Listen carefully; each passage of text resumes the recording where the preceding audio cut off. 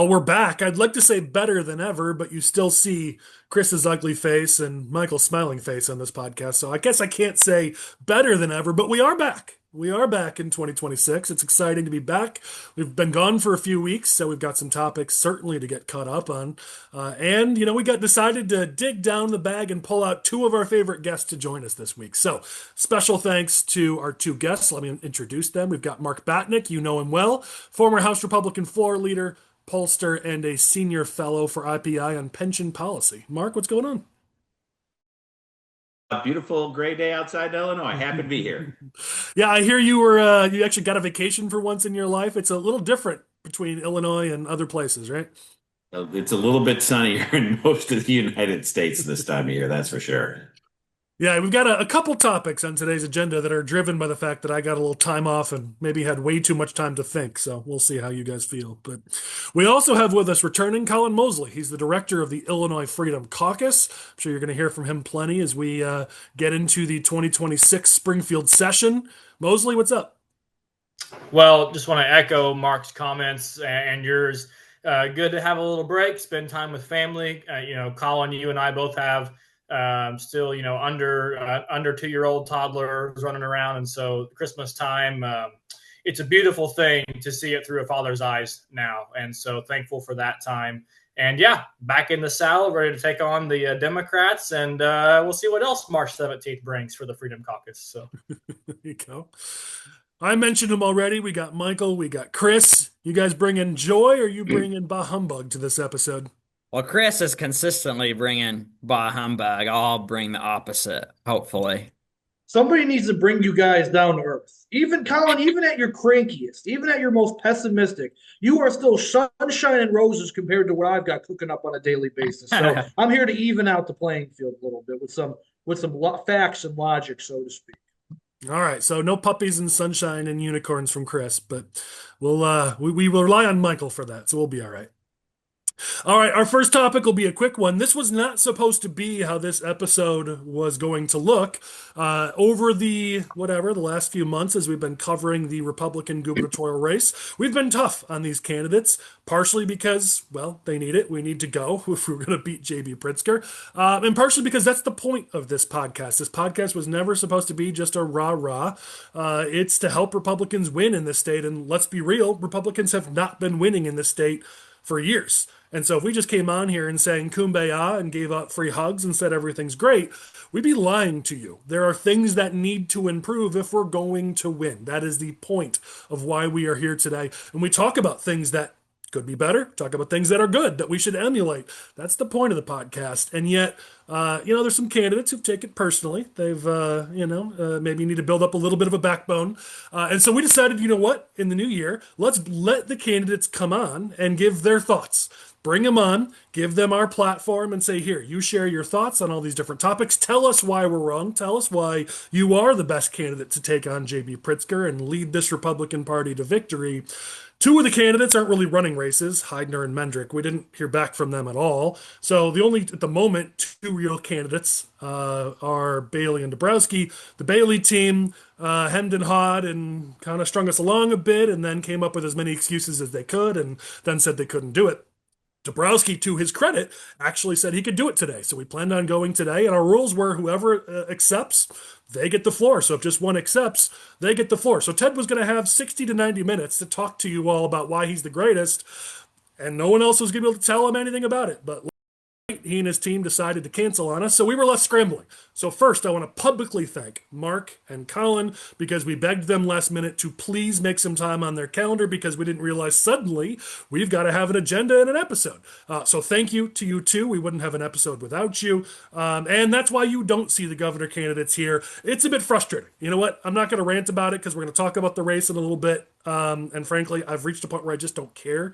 But that's, I think, a point and a problem that we're at a point in this race where it's like, if you can't handle our podcast, how are you going to take on JB Pritzker? I mean, that's really, that's my point. Whenever somebody complains, because they've all said things they don't like that they've heard on the podcast, whether it's from us or one of our guests.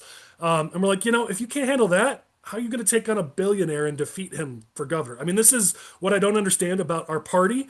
It's like we like to play politics, but the reality is you want to go up against J.B. Pritzker, a billionaire who's won twice, who was on the short list for VP, who's on the list, way down the list, but he's on the list as a contender for president for Democrats in 2028. Like, that's a serious challenge. And yet you can't handle a podcast? Like, stop telling me you can be governor and you can defeat J.B. Pritzker. I'll leave it at that because I've got more rants to go later. If anyone has thoughts, feel free to jump in. I know it's last second.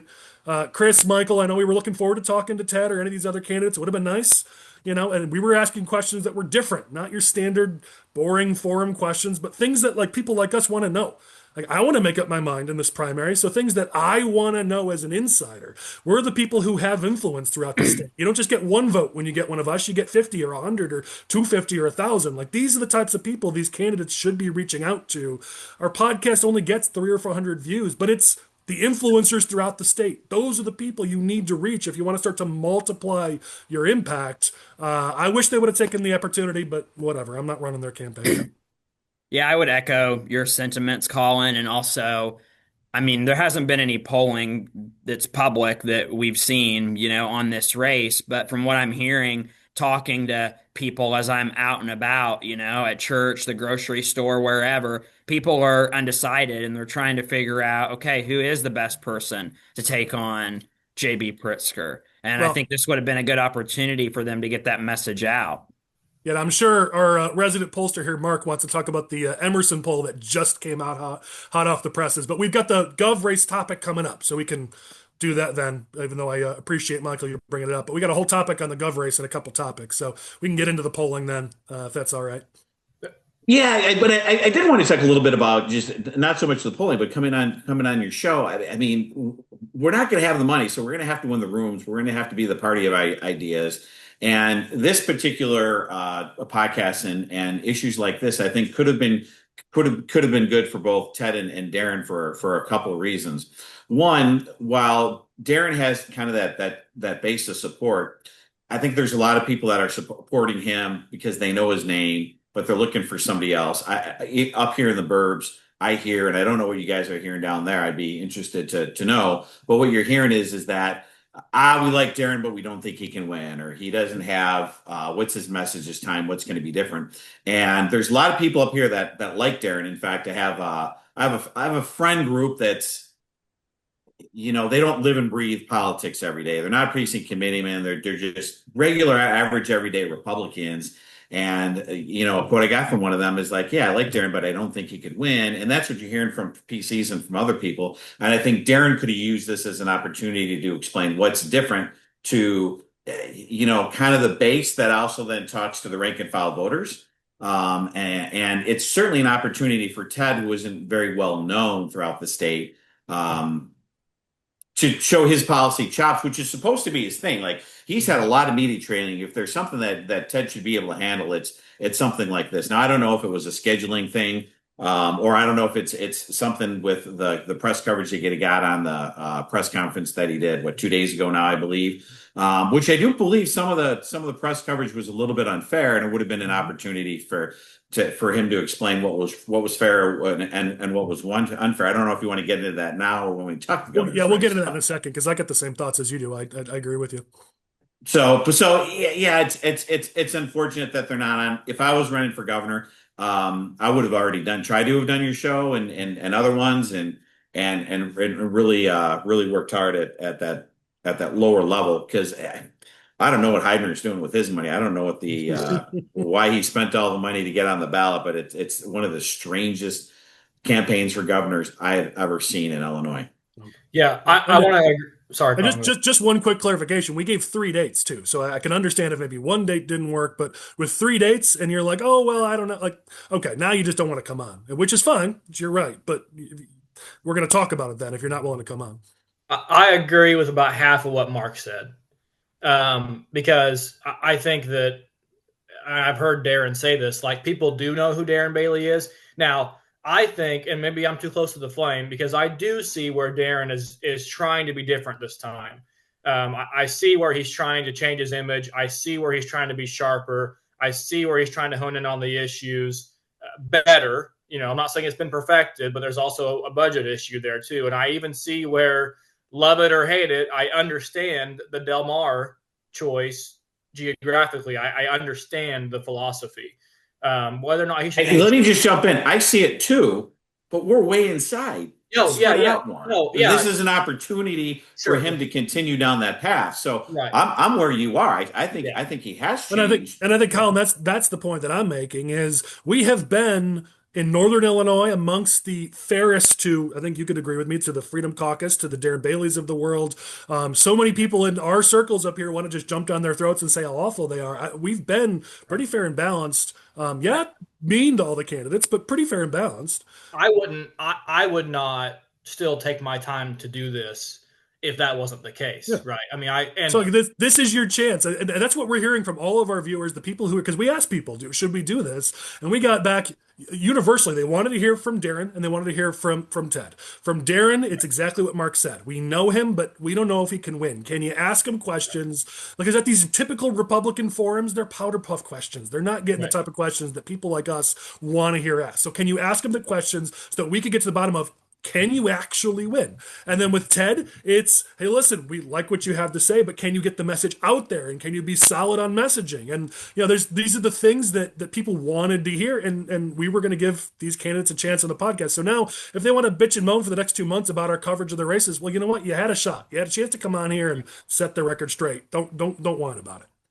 I want to finish my thought because Mark and you both jumped in, which is my only last thought. You're too nice. Ted has, my opinion, all of these shows or anything that could come up. Ted has the most to lose by not doing this show and by not doing things like this. I think Ted could have really made an impact by doing stuff like this because people don't know him. He should be equipped to do this, and God love the guy, but a little flavor would be good for Ted Dabrowski, and this kind of environment and rapport should provide that chance for him to, show you're a real human. Like it could have been really good, but not just. Collin, we're on the same page.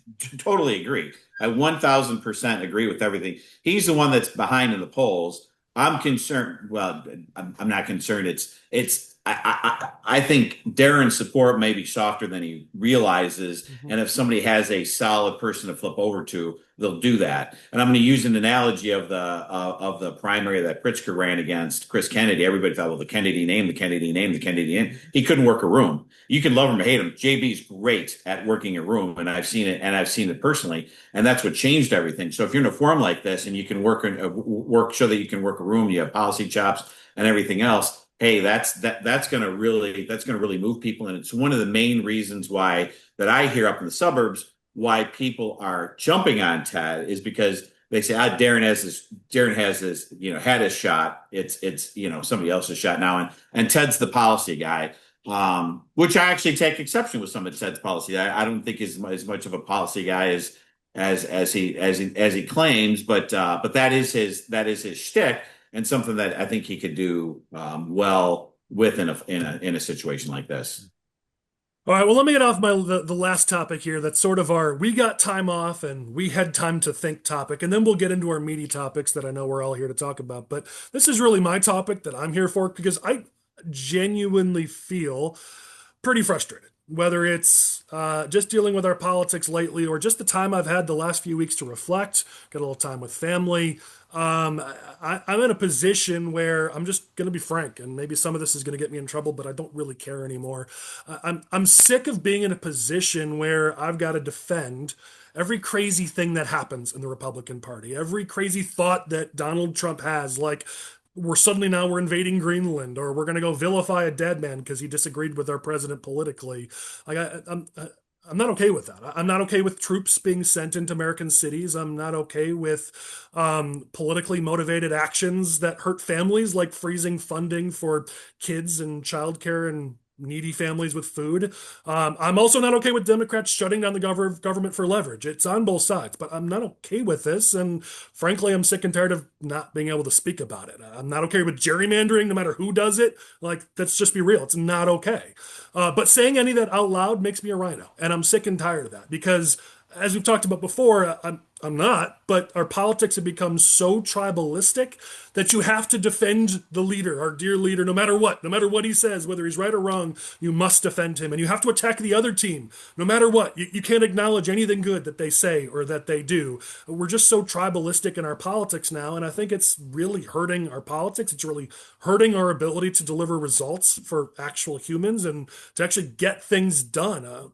I'm told I'm supposed to be a team player, and I have been. For 20 years, I have been. I've invested in this party. I've tried to improve it from the inside. I've spent massive amounts of time and money on this party. I've held my tongue like 90% of the time.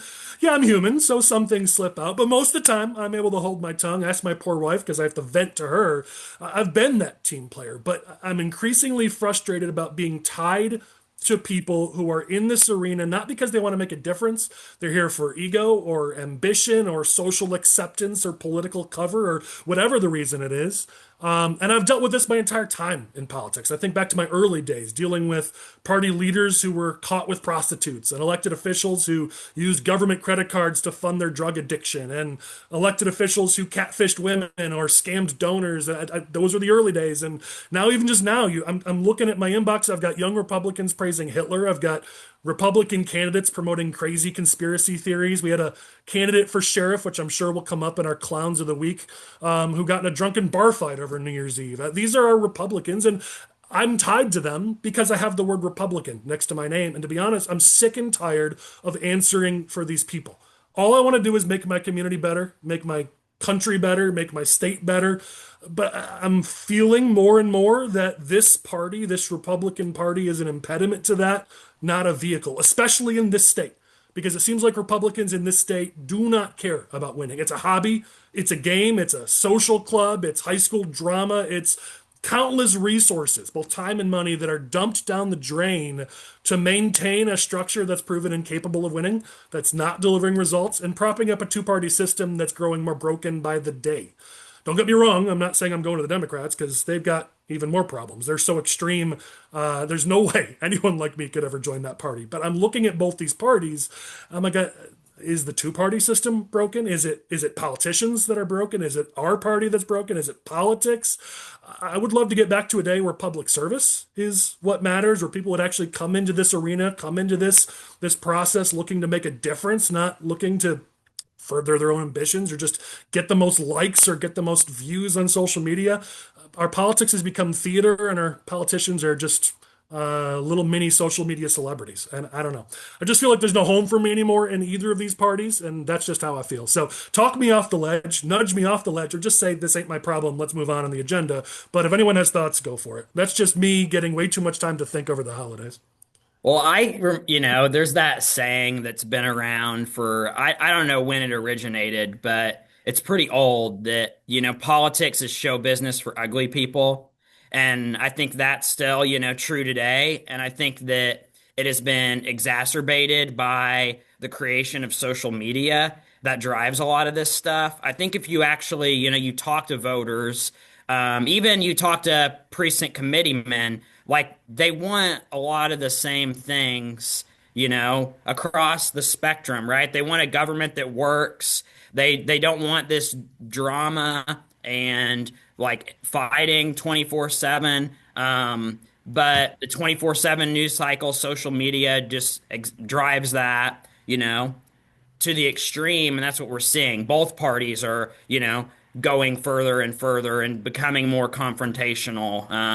And obviously there are some. Is there an end in sight, Michael? I mean, that's my problem. Is I used to think we get through the Trump era and maybe somebody more reasonable could get elected and maybe bring us back to something, but that's not going to happen. The Dems are going to nominate somebody crazy and they're going to win the next presidential race, and then Republicans will nominate their Trump V2. He'll win the next one. Like this gap is growing larger and larger between the two parties and who can actually get nominated, and the rest of all of us who are like, who the heck are you people now? Who are these? We can't vote for anybody. When was the last time you had an election where you voted for someone instead of voting against the other side? Yeah, and I also think that a big part of it too is our attention spans, and that's like a societal issue, nationwide, where, you think. I was talking to some of my friends earlier this week actually about, when we had the 9/11 terror attacks. That was a defining moment in our politics for years after that, right? Everything was a lot of things were viewed through that lens.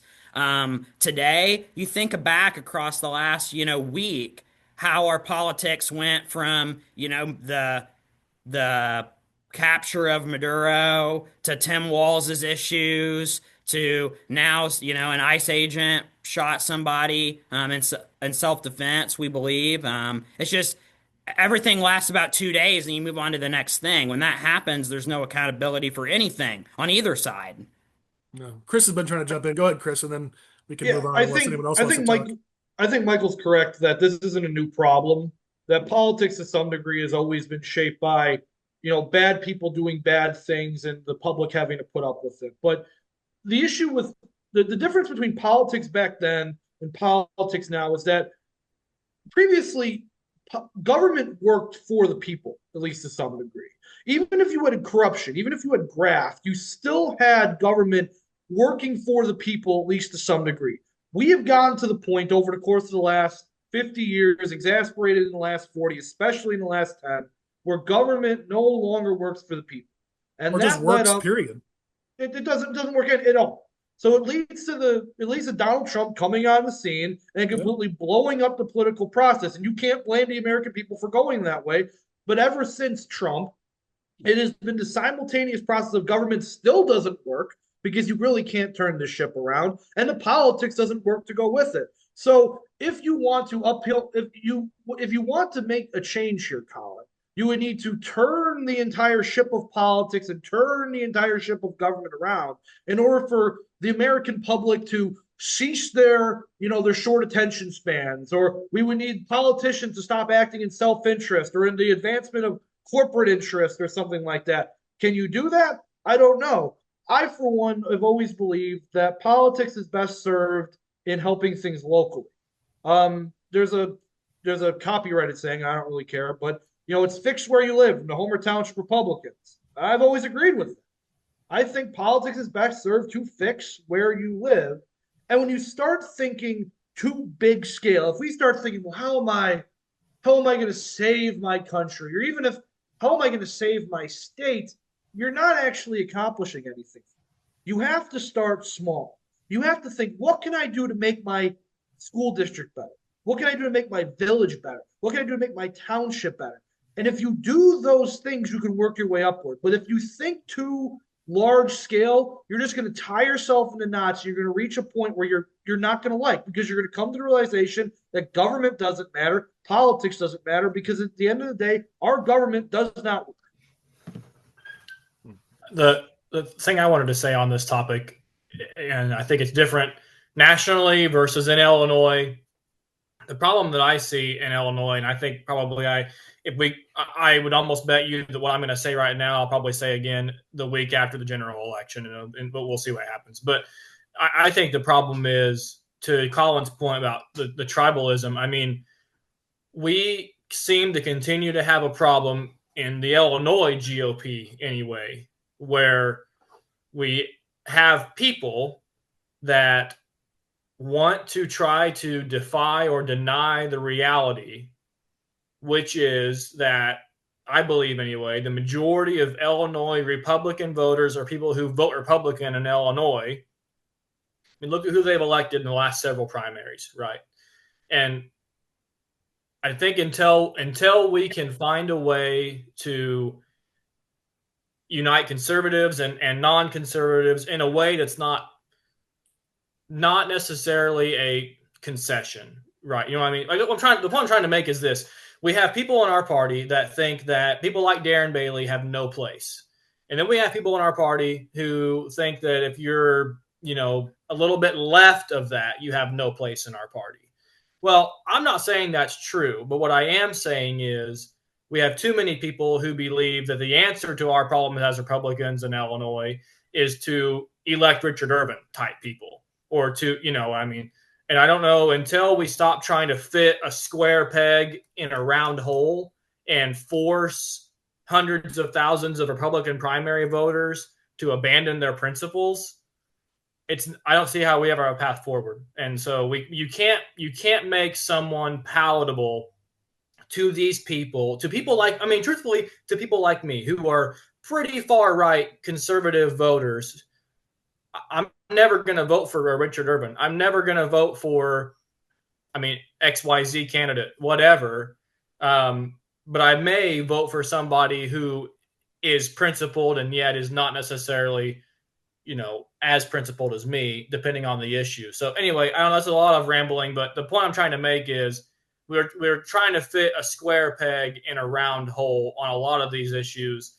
And I don't see how we're ever going to change until the two sides of our party quit trying to fight over that. I got to jump in. I'm going to hopefully talk you off the ledge a little bit. I mean, first of all, you're talking about national stuff, and you talked about local stuff. Look at the states that are run well and the ones that aren't. I spent a lot of time in Florida over the break. It's a well-run state. It's a Republican state. When I look at places like California that are absolutely run like garbage, when you look at what's happening with Walz up in Minnesota, that's what the Dems have brought. Since Obama, the Dems have brought that. They brought Chicago-style politics nationally. And what you're seeing on the Republican side is a pushback to that. The NGOs, the ridiculousness, all that stuff that happened, Democratic side. The gerrymandering, the math shows it, more on the Democratic side. The funny business with government, the fact that we should have a couple more congressional seats, the way the census was played with, Democrats were in charge for that. I mean, that is a lot of what you're seeing on the Republican side is a reaction to the craziness, the absolute craziness. Imagine where we would be right now if Kamala Harris was president. So I agree with you on gerrymandering. It's a Democratic problem, and it's like they don't want to admit that they want to make it like J.B. Pritzker wanting to know what's wrong with politics. Him fighting for fair maps when he has one of the most gerrymandered maps in the state. I mean, the hypocrisy of the Democratic side is off the charts. Yeah, do both sides do it? I guess they do. They own it. The Democrats own that stuff, and I can go through a laundry list of things here. Yeah, we're tribal. That's bad. I don't like the situation. I remember experiencing it on issues where when the Democrats were in charge, we were supposed to think X, and they thought Y. Then when the Republicans became in charge, it completely flip-flopped, like how we fund pensions and all that stuff. That's ridiculous, right? You can go to the Venezuela situation. If Obama would have done what Trump did, or Biden would have done it, the Democrats would be over the moon praising the president for doing this without troops on the ground, the trillions that were spent in Iraq. They'd be going nuts about, freeing the Venezuelans from the tyranny that was Maduro. That's what they would be doing. They can't even praise the guy. They can't even sit on their hands quietly when the president does something frankly extraordinary. That is one of the most extraordinary missions that I've ever seen, and they can't even sit idly by. And that's the stuff that's going to come back and bite them. Yeah, too much of it's theater, and we have it in Illinois in the Republican Party where there's people that are running for these seats because they get to be the nominee and get to be a mini celebrity while they're a nominee in a race they're not going to win, and they're wasting everybody's time, and they make us look bad. But let's just talk about the last year. Like, you're really down on Trump. Do you remember the fact that we were afraid to deal with an Iran and a nuclear arms program? People forget about the fact that we took care of that. You think that was going to happen under a Democratic administration? Do you think the Venezuela thing was going to happen under a Democratic administration? Do you think there was going to be peace in Israel under a Democratic administration? Do you think we were going to get better trade deals under a Democratic administration? Do you think crime would be coming down? I'm okay with troops in our street. What I'm not okay with is the Democrats saying, oh, we're not going to follow federal law. We're going to make it hard for you. If you don't want ICE on the streets of Chicago, then turn over the names. This is what Holman said. Turn over the names of the illegals that are in the prisons and jails, and we'll just get those people. They had a choice. That's right. They chose the wrong path, and now they don't like it. They're the ones that are inciting violence now in Minnesota. They like riots. Riots seem to poll well for them, and they get people to move on to the next thing. Inflation is down. You don't hear about the Somali pirates anymore. You know why? Because they're afraid of getting their asses blown up on a boat with a missile. So he took care of problems. So I don't like his tone. I would hope to God we would never invade territory of an ally. That's not going to happen. That's part of his shtick. I don't like it. That's the part of Trump that I don't like. But when I'm going to look at the net effect, when I have a binary choice, this isn't even close. And it is all a reaction to the ridiculousness of the amount of people that were being flown into this country, that were non-citizens, that were getting better health care, better housing than our own citizens. You don't think the snapback to that is going to be something that's a little bit over the top? It should be. And I'm thankful that all this stuff happened, because if we had 4 more years of what the Biden administration was doing, I don't know what my country would look like. But the fact is, the economy is better now, inflation is lower, and the world is a much better, it is a much safer world right now than it was 12 months ago. So, you can tie it to Trump or do what you want, but let's talk individual facts. And as Republicans, we talk about individual specific things instead of, oh, you're like Trump, or oh, you're like this, you're the boogeyman. We do better. And that's why I wish those candidates came on this show. And that's why I wish they would talk this way and talk about specific things on why the world is a better place because a Republican is in charge. But everything Mark just said is not. I wish the I wish that the powers that be, or the people who control the airwaves, could communicate the successes like Mark just did. We're getting beat communicating the successes and on messaging, because all those things that Mark just listed, I agree 1,000%. We got to get it. We got to get better at getting it out there, because we're getting beat on the airwaves. Do you think gas prices? You want to talk about affordability? Where are gas prices now? Where do you think gas prices would be under the president and the regime that nixed the Keystone XL pipeline? Like, they just didn't get it. They've got these fantasy professorial, non-real world theories that they push out there and cause a hell of a lot of problems. And I don't like the way the man in the White House acts sometimes. But you know what? I care about the results and the actions of what he actually does. And it's not even close. It's not even close. We're way better off than we were 12 months ago. Well, I got a chance to give my rant. Mark gave his counter rant. Everyone gave their thoughts. Let's let that all stand. We'll let everyone's thoughts stand, and we'll move on. I think we can end it with maybe just Collin just needs a hug, but that's why I got Teddy. All right, let's go to a couple of you have mentioned the fraud in Minnesota. That's clearly our top topic for the week. Let's talk about it because it's become a big topic in Illinois politics as well. Don't really need to explain this. If you haven't been living under a rock, you've read what's going on in Minnesota. Governor Tim Walz is not running again. And a few people are trying to say, oh, the fraud's not that bad. It's just Republicans who are playing this up for the next election. And then when Walz was like, yeah, I'm not running again, they're like, oh, I guess I have to get quiet because maybe this is real.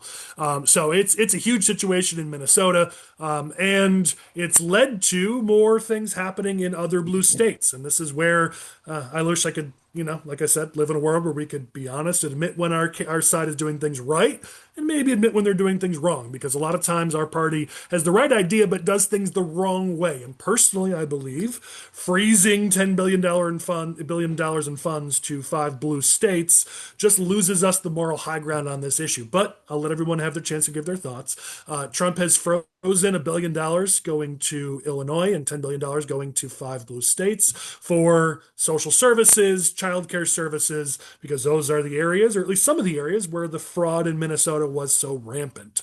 And I'll remind people, for all who's like, oh, there's never any fraud, and for those who were in the media who were pushing back on Dabrowski or on Bailey, who were saying, hey, let's dig into this and find the fraud. And they're like, no, we'd rather just put our heads in the sand. What's the problem with actually looking for the fraud? Who does that hurt? I mean, I know who it hurts, which is why they want to defend it. But in reality and common sense, who does it hurt to actually go look for that fraud, identify that fraud? In fact, it helps, because when we find that fraud, we can make sure the money actually goes to the people who actually need it. And for that money then that gets saved, that means government's printing less money and inflation's not going to go up as much. It helps to identify this fraud. We should do it. And so now I wouldn't maybe freeze all funding along the way, because a lot of people are going to get hurt along the way, but that's going to get overturned because it's not legal, so whatever. But anyway, so this is now a thing in Illinois. It's now become an Illinois issue. As I mentioned, Bailey announced he's going to have an Illinois Doge run by his lieutenant governor candidate, Aaron Del Mar. Ted Dabrowski's campaign has come out with a big push on this and had a big press conference that sounds like Mark and I both watched and have the same thoughts about how combative the media was towards him. So with that, I've laid enough groundwork. Come on in with your thoughts. Anybody who'd like to. I don't know. I'm curious to see. I mean, the problem I see with this is, 6 months ago, a year ago, whatever it was, I mean, the Freedom Caucus and Jeannie Ives, I mean, we did some fraud exposing stuff in the Capitol during session with a laundry list of NGOs that no one knows what they do, or we do know what they do and they shouldn't be getting tax dollars. And the media did run a couple of small cover stories on the press conference. We had a few tweets out there, whatever.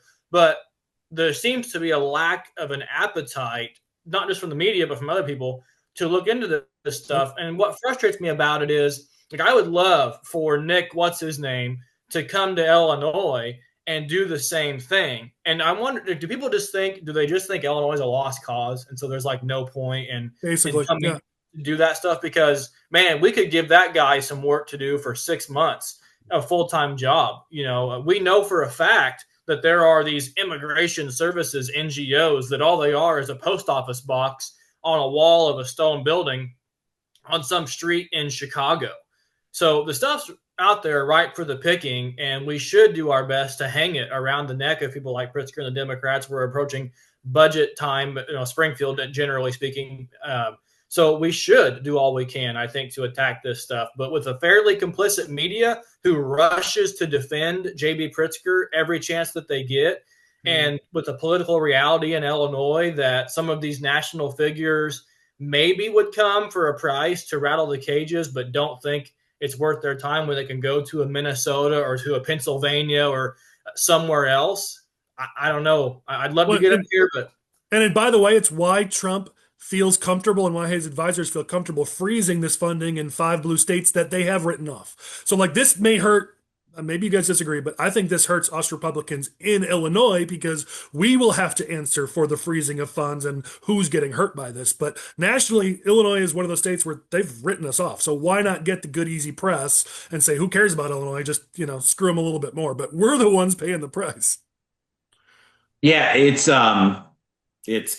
unfortunate that the administration probably could have come up with some sort of metric and said, hey, for states that act this way or states that have this number, this is metric, we're going to freeze until you do X, Y, and Z to prove, so that you kind of like, okay, we're going to put you in the penalty box, but there's a systematic way for you to get out of the penalty box. I think there's a way to do it. But I think you probably referred to earlier, I was on the radio talking about how the press treated Ted yesterday. And I also talked about what Darren did with Doge. We pulled Doge at the height of when I thought it had popularity. It was really unpopular. Remember that. So to rebrand it and say we're going to do Doge differently is like saying, well, it's socialism, but it's different socialism. I mean, just it's one of those things that has such a bad name. I don't know why you had to use that name where you could have called it something else. But there are 2 times where Ted got treated what I felt was unfairly, and then kind of fairly. He was treated fairly when he didn't have a good answer about the credit upgrades under J.B. Pritzker.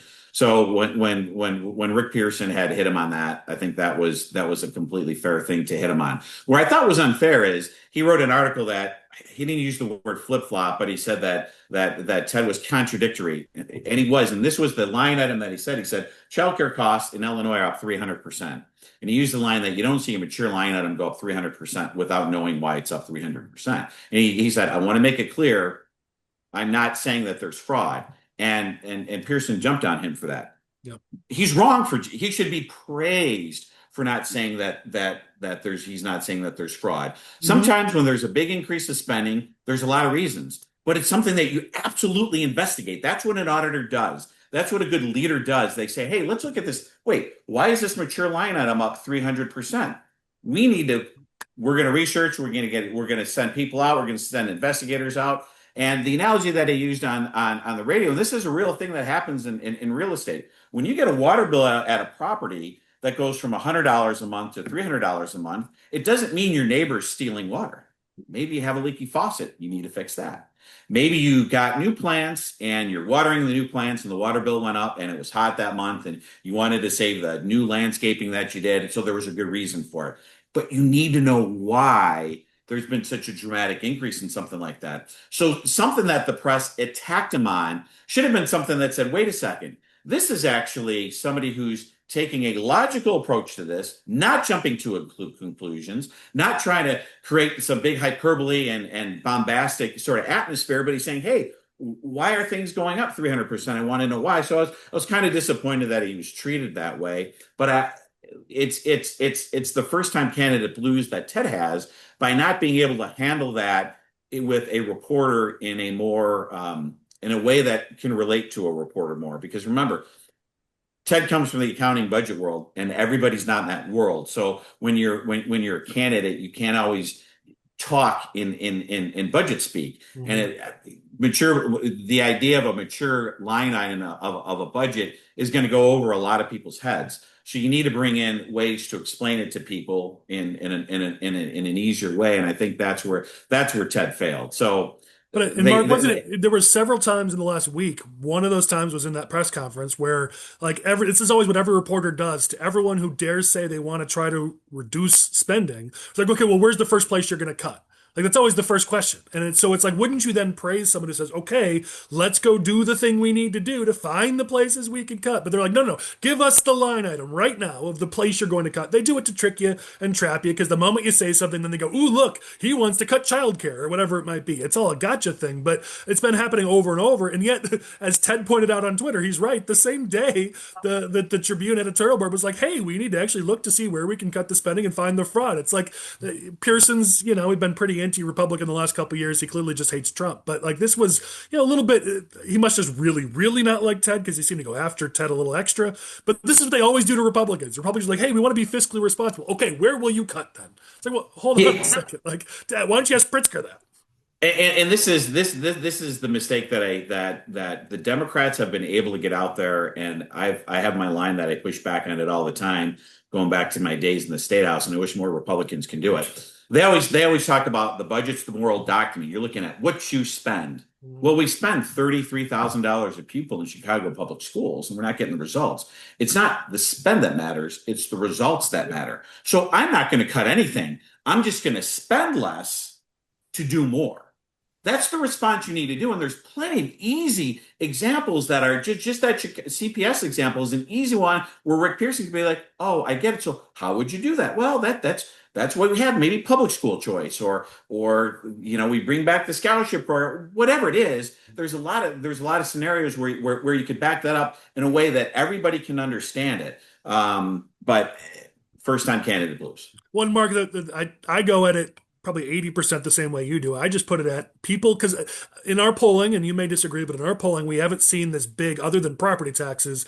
Illinois voters are surprisingly actually not that angry about taxes. They should be, but they're not. Their big frustration is what are they getting for the taxes? They're willing to spend a little bit, maybe even a little bit more than other states, but they want something for it. And so my angle on this is always, listen, I want results for the taxpayers. And so what I want to do is, as Collin brought up, let's look at these NGOs. And you know what? The ones that are working, let's give them more money. Let's invest more money in the ones that are actually getting things done and making our streets safer and helping kids get more educational opportunities. And the ones that aren't working, let's shut off the spigot. Like that's the approach because it's about getting something for your tax dollars. To me, it seems like that's ground that everyone can agree on versus the more we talk about, government spending and government cutting. Ted even said it in his press conference. People don't care about budgets. It's true. Voters don't care. People don't care. You can't make them care about it. So if you want to do a whole campaign on, I'm going to cut government spending, I've tested that 100 times. It works great in a primary, but it doesn't work in a general because the average voter doesn't give a crap. They don't care about cutting the budget. They care about, is it making my life better or not? So if you find that ground, you can be the fiscal conservative that you are while also focusing on delivering results for taxpayers.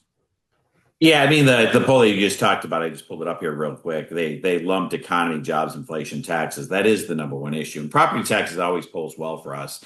I think when it comes to the economy, I think that's they don't care about budgeting, but they care about how much they have to spend to pay for that budgeting. And they certainly care about the results. I 100% agree with you that people are willing to spend a little bit more money when they feel like they're getting return on it. When your streets are clean, when they're new, when they're replaced, when there's no potholes and your infrastructure is good and your schools are good, people move to areas and pay a little bit more higher property taxes, for good schools. It happens all the time. But I still think the overall tax bite is, in our polling, at least something that affects people. Yeah, well, that's fair.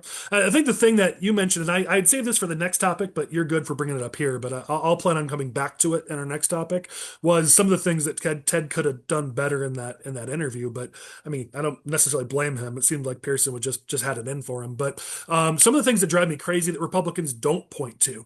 I mean, it was just a couple of years ago that the Illinois Auditor General found over $5 billion in overpayments and unemployment benefits, including over $2 billion in actual fraud.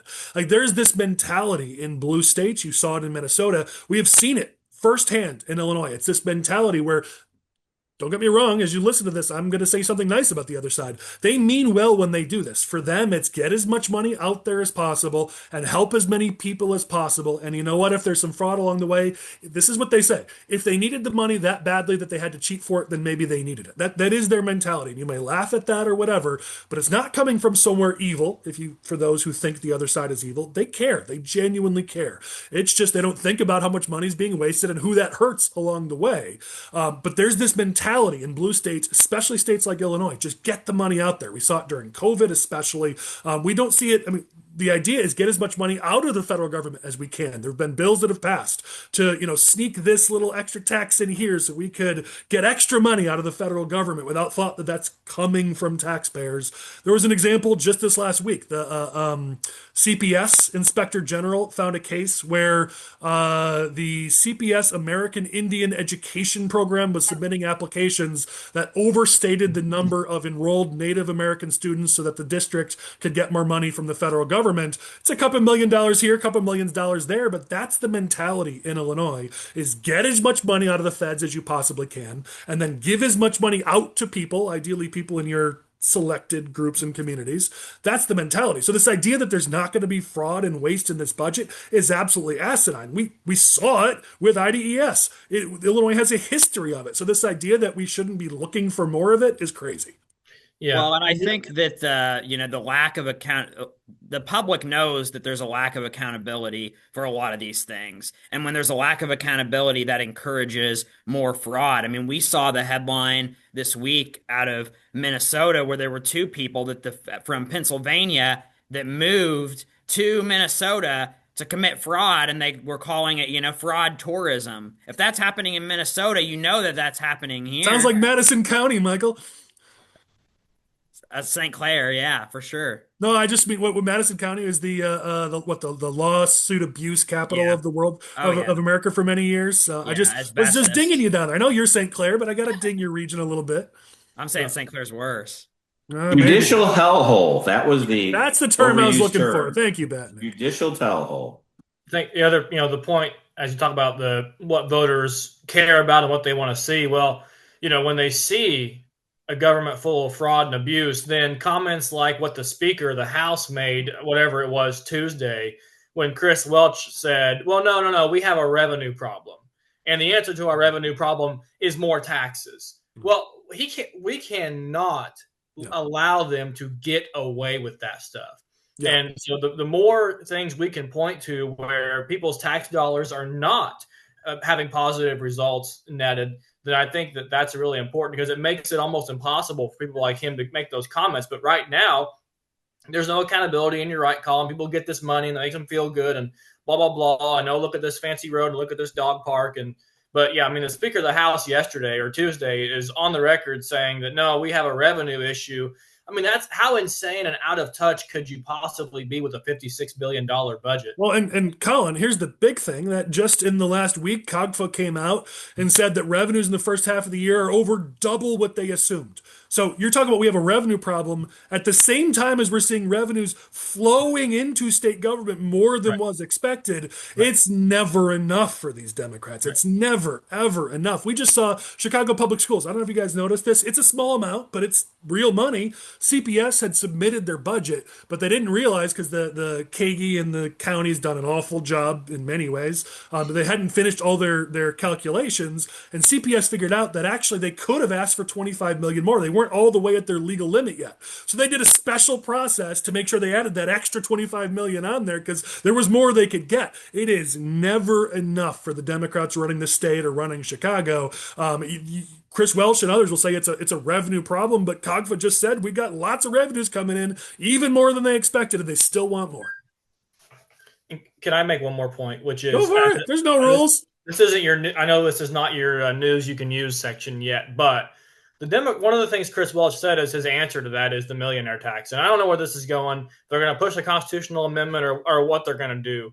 But I think a point we should think about is when you just throw the word millionaire around, that doesn't mean what it meant 20 years ago. When you throw the word millionaire around, you probably mean a lot of small business owners, every family farmer, right? I mean, so this is going to provide an interesting pathway if they go after this, non-flat income tax, millionaire surcharge, whatever. I mean, it could be an opportunity for us to engage people who are otherwise unengaged as far as voter turnout goes. So I'm curious to see, in the next 3 or 4 months in Springfield, if we end up getting a constitutional amendment or referendum question on the floor to vote, put on the ballot, if they're going to go after this millionaires tax thing after all. Well, here's some free consulting for you, Moseley, before Chris ruins everything we're all trying to say. So we did a bunch of research, especially on messaging during the progressive tax, and one of the major donors and major funders of this effort wanted the whole thing to be about explaining what a millionaire is or what somebody who is rich. That was their big thing because they wanted exactly what you said. So we tested it and it pulled horribly. But here's how we did it. Instead of explaining or teaching or being like, look, see, millionaires are good. What we did was we told story after story after story of people who fit in that category. But instead of defending them or saying, look, that millionaire could be you, or it's a farmer, it's this, we just told their stories and got people to feel emotionally towards those people. And then it worked. So I'll just caution you that explaining that millionaires are good, even though that's not what you said, but basically that's what it is, it pulled really, really badly. But I'm not saying we should print 4x4s that say protect the millionaires. That's not what I'm saying. I'm saying even if you don't do it, even if what you do is try to explain what a millionaire is, we tested that too and it did really bad. So the whole point of this podcast is to help. I'm putting out that free information for anybody who's listening. Chris, finish us up on this topic. Let's go. The millionaires aren't voting for you. In fact, more and more every day, the millionaires are voting for Democrats. So why we find time every single podcast to defend the millionaires and save a few cents from their pocketbook is absolutely beyond this commentator. I think it would be much better if the Republican Party stood up for the working people and not the millionaires. That's my opinion. Yeah, well, Chris, you're going to get in trouble like I'm getting in trouble in this episode. But I don't care. Who cares? That's really bad economics, Chris. I can't just let that go because it's crap economics and it ends up hurting the little guy. That's what happens when you tax the millionaires and then it was really good. It was really good for the rich. It'll inevitably get down to the poor. I promise you guys. Any day now, the poor will be lifted up by Reaganomics trickling down. I promise you. More businesses leave Illinois. I've lost control. Or we could just have a functioning state, and then the businesses might want to stay. Even if the billionaires do have to pay a little bit more in taxes, maybe if they're not getting screwed in every other single form of taxation, property taxes, sales tax, the like, maybe it would be a lot easier for us to have an income tax that disproportionately affects millionaires because, let's face it, guys, millionaires can pay more in income tax because that's how math works. The problem with it is, Chris, living in Illinois, they're not going to stop at the millionaires. As we just talked about, it is never enough for these Democrats. But we're going to leave it at that and move on since we're off topic. All right, let's talk about the gov race. We've kind of hit it. If you're just clicking through, because I know some of our people just look at the agenda and click through to the topics they want to cover. Unfortunately, if you want to hear more about the gov race, you've got to go to our first topic because we talked about it there when we talked about this potentially being a forum episode. And you got to go to our topic just before this where we talked about Minnesota because we also covered it there. But we're going to hit it real hard in this topic. And I want to start on this because Mark and I talked about the press conference that Dabrowski held. And I want to talk about some of the things that were done well, because I think some things were done well there, but some of the things that could have done better and some of the things that frustrate me to no end. And I think some of you are going to agree with this. When the media immediately jumps to Pritzker's line about how he's, gotten 3,000 credit upgrades for the state of Illinois, Ted's response was, well, only bondholders care about that. And I don't understand why every time that comes up, we don't just immediately point to Illinois has the worst bond rating in the entire country. That's it. That's all you got to say. Instead of this hemming and hawing about who cares about bond ratings or not, like Pritzker uses that as his main thing, cut his legs out from under him and just give that simple fact because it's true. You can't refute it. I don't understand why people don't do that. They get in this back and forth about whether or not bond ratings matter when your answer could be really, really, really easy. Same thing about the fraud. Like it was this back and forth about, well, maybe there's fraud, but I'm not saying there's fraud, but maybe there's fraud. Like in their last topic, I talked about how over $5 billion, the OEIG or whoever that was came out a couple years ago and found over $5 billion in overpayments, $2 billion in fraud. We have found it repeatedly in the state. PPP, you can point to that. Like instead of getting in this back and forth, stay on offense. The moment a member of the media pressures anybody on our side. And yeah, they're jerks to Republicans, okay? They're going to poke you. They're going to ask you tougher questions than they'd ever ask Pritzker or any other Democrat. I get it. But the reality is, if you actually stay on offense, which is what like basic communications that we teach people in PR, like go back on offense, they're going to respect that, but they know you're going to fold because every freaking Republican folds when they're like, well, what about the bond upgrades? And what about this? And then we're like, ooh, well, we weaken up and we can't handle it. There are easy answers to give that keep us on offense instead of constantly being on defense. Mark was right. He's a newer candidate. I get it. I'm not really attacking Ted here. I'm just pointing to, for you who are watching this, we've got to get better at handling those things with clear, concise sound bites that keep you on offense instead of always being on defense. I don't know. Maybe just an opener there for the topic, but and I give Ted kudos. His tweet going back, and it got a ton of play on social media, posting the Chicago Tribune's op-ed or whatever their piece from the editorial board. At the same time as Rick Pearson was basically going after him. I don't know. Rick must just really not like Ted. I'm not sure what's going on there. But on the other side of this, today, as we record this on Thursday, Aaron Delmar, Darren Bailey have put out their blueprint for Illinois. I don't know if you guys have had a chance to look at it. It's online. What I've seen seems more like an outline. Maybe that's why they're calling it a blueprint. I don't know. I was expecting more of like an actual plan, not AI generated bullets that just talk about, hey, we need some platitudes and maybe a couple policies. I was hoping for more, but maybe I missed it. Is there something bigger and it's not just the website? I tried asking around, but nobody could tell me if there was more than just what was on that website. Collin, you fool. There's no policy involved in politics anymore. We can just pump out the Darren Bailey campaign to just pump out AI they're making like AI pictures of Darren and Aaron next to each other. It's like you're telling me you don't have pictures of each other next to them two next to each other. You need to use AI every time. So here's the thing, Colin. Darren Bailey is so far ahead in this race. He's lapped Ted Dabrowski about 6 times by now. Okay, so who cares? Mark Batinick is 1,000% right. I have no idea why Darren Bailey is deciding that now's a good time to roll out the Illinois Doge. Like I was hearing some grassroots people talk about Illinois Doge a year ago, and I would roll my eyes because I inevitably expected Elon Musk to get kicked to the curb because Doge was a disaster. It was a disaster, so now we're going to roll it all out over again. I tell you, everything Darren Bailey does, he does it's going to change, but it does seem like he's changing a little bit. But everything Darren Bailey does, it seems like it's just playing into what Pritzker wants him to say. It's fantastic. Could you imagine the type of ads that JB Pritzker is going to roll once the Doge stuff comes out? They're going to be talking about Elon Musk again, who also polls terribly. This is why do they do this to themselves? Well, the problem is you look at, Emerson put out their poll today. I don't know if you guys have a chance to look at the results yet, but Darren is predictably, 4 times the vote of the next person, Dabrowski. This race everyone's saying the race is basically over unless Heidner comes out with some miracle many millions, which even then I don't think it happens. Like the race is basically over. So why are you doing this now? You should be thinking about the general election at this point. And so come out on fraud. Come out on Aaron will be my czar to find efficiencies, and maybe don't even use that word. Like there's a way to still do this without having to just grab onto the Doge name. That was, I believe, an unforced error. You do that if you're in a tight primary and you're worried about maybe losing the primary. You don't do that thinking about the general. And this is what we see with Republicans all the time. It's like decent idea, poor execution. Yeah, I would expect, and I never do this, so I guess Chris brace for impact, but because everybody knows that Darren, I owe a lot to Darren, no, I probably wouldn't have had Darren Bailey use the word Doge. I would have expected Jim Mendrick to come out with an Illinois Doge if he was running the campaign. That's so true. I would have expected maybe Heidner or someone to come out to use the word Doge. Now, everything that Darren is saying Doge would do, I'm with you, agree, necessary, and I agree. Darren's, I watched a little bit of the press conference today, and some of the videos, Darren Bailey's talking about, immigration funding, and I totally agree with everything he said. I just wouldn't have called it Doge. And his messaging's been pretty good, yeah.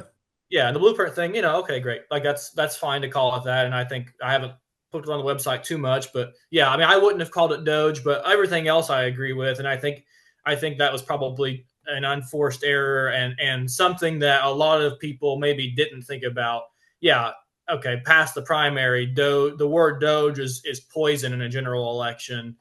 In Illinois anyway. I think you're, we saw the statement from Pritzker this week where he said, Darren Bailey's too conservative for Illinois, and he'll do whatever, he won't stand up to Trump like I do, and all of those kind of things. So he's, microwaving that rhetoric from 4 years ago because he thinks that this, a rematch is his best path forward.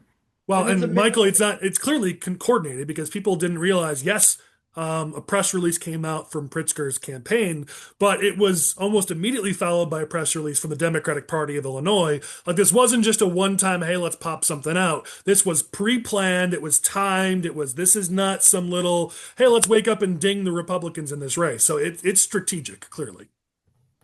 Collin Moseley, I got to ask you a question. You can tell me you don't want to answer this if you don't want to, but how do you feel about that? How do you feel about the fact that J.B. Pritzker thinks it's a good idea to prop up Darren Bailey for the Republican primary? What do you think about it? What I think is that J.B. Pritzker probably knows that unless somebody magically appears with millions of dollars, that his chances in November are probably just fine. And so the argument of whether or not he's propping up Darren Bailey, I mean, I think that here's what I think. I think that J.B. Pritzker knows. I'm not saying it's like a really deep thought, but I think that he knows that attacking Darren Bailey is what the J.B. Pritzker base would do, and those people are going to eat that up. And he needs a motivated base to get past Illinois in the first place. I mean, this election is all about him having the best numbers he can have possible to make a case to run for president, right? He needs to win by more than he won by 3 years ago. I think attacking Darren. Also, by the way, like, Darren Bailey Ted is smart. He's got some money. He would be a threat, blah, blah, blah. But like, Darren's going to win the primary. And so why would JB even waste his time? I don't think JB Pritzker could talk about Ted Dabrowski for the next 40 days, and it would not make him win the primary. So why waste his time talking about anything? No, I think that it's, 4 years ago, JB Pritzker put, $30 million in to, basically reverse psychology in the Republican primary, right? He's too conservative for Illinois. I was getting the mail, in my mailbox at my house, like from the Democratic Party in a Republican primary. We'll see if J.B. Pritzker feels like he needs to put money behind it this time. I would imagine that he probably feels like he doesn't, especially after seeing a poll like this that has, Darren lapping the field. But J.B. Pritzker definitely wants to run against Darren Bailey again. It'll save him a lot of money because he can just run the same ads from 4 years ago. Just dust them off. I'm sure they still have the file saved in a folder on their computer. I think the difference between this election and last one is simply this. He didn't want to run against Irvin last time, and especially the minority candidate. That's what he didn't want to do. He didn't want to run against Richard Irvin, and Darren Bailey just happened to be the easiest way to facilitate that. Right now, I don't think anybody in this field is different, right? If somebody else had the potential for tens, if not $100 million plus to be behind them, he would certainly be propping up another candidate. I mean, heck, I got a mailer paid for by by the Democratic Party, I believe. They were pumping up Paul Schrimpf when he got the Chicago Tribune endorsement, because there was his name escapes me, the other guy that was going to be the alternate choice for the moderate wing of the party that wasn't Richard Irvin. I forgot the guy from Jesse Sullivan. So when there was a little bit of moderate, but was in that race. Say that again, Collin. Who is not a moderate, but was in that race until the last couple of weeks, by the way. But yes, yeah. Right. So in any event, they were playing all kinds of games to make sure that it wasn't. I think they were working hard to make sure that it wasn't Richard Irvin. But looking at more of the race, some pluses, some minuses. There were 2 press conferences this week, so we can't help but compare them. And I'm going to be objective here. I've said it before. I don't think Bailey is the option here that gives us the best chance to beat Pritzker. Even with that, I'm going to be objective and compare these two, and it's clear. I mean, the Bailey press conference was 1,000 times better than the Dabrowski one. Dabrowski one was surrounded by multiple different charts and hundreds of different numbers and letters and words. And I do numbers partially for a living, and like trying to look at it all and read it all and follow what he was saying. And I watched the whole thing, and my head was swimming. No average person's going to follow that. Whereas the visuals for Bailey's, it was governor's office standing right in front of it, the logo, it was clean, it was much more visually appealing. The location was better. He actually had like a location that meant something for the Bailey press conference. And handling questions, Bailey has gotten better. He's better on message this time around. His team has clearly worked with him, and he certainly, you look at the way they handled questions. Yeah, I don't necessarily agree with everything Bailey said, but he was always on attack. He was almost always on his message. Again, he's got more experience, so it's not fair to point that out to Ted. But listen, it's the final 2 months of the race. At what point do we take the training wheels off and say, you can't use that excuse anymore? You're in a 2-month sprint to election day, and it was night and day. Yes, Pearson was super combative. I get it. But Bailey's questions were also combative, and he handled them decently well. It was night and day when you compared the two press conferences, which I crazily took the time to watch after I put the wife and kid to bed. I'm voting. I'm sorry, Mark. I'm voting for Darren. I'm just gonna put that out there. But let me say this: I'm voting for Darren Bailey, and that's not because I hate Ted Dabrowski or Jim Mendrick. But if Darren does not win March 17th, I am all in for whoever wins this primary. And there are people out there, even if it's Rick Heidner. Rick Mentum. Hey, okay, but maybe we'll see about Heidner. Jury's out on Heidner. I'm all in for Ted Dabrowski or unity, but not if it's this person. Well, I mean, because I wasn't for Richard Urban. But what I'm trying to say is, look, whether it's Ted or Darren or Jim, which is the most likely thing, unless Heidner does something crazy, if we he put up a website, he finally has a website and a logo, right. Well, and you look at State Board of Elections on Heidner, and I mean he's posting these A1s that are 6 figures on a regular basis. I mean $300,000 and $150,000. Bailey's last A1 was December 23rd. Dabrowski's bringing in a couple grand a week. There's only one candidate in this race who's actually raising money, which should scare the other candidates a lot. Yeah, I don't know much about. I mean, honestly, I know what Heidner's public background is. I don't know about anything else he believes in as far as what he would do as governor, policies, whatever. But the point I'm trying to make is we're going nowhere fast if on March 18th we have what happened 3 years ago, which is a bunch of people pieced out, checked out, wouldn't give any money, wouldn't engage, would do nothing locally, and we're perfectly happy to watch Darren Bailey flop. But Collin, I hear you, but let me present this. We have said we need to see growth out of Darren, and he has shown it in his demeanor and his communications. So I will give that credit.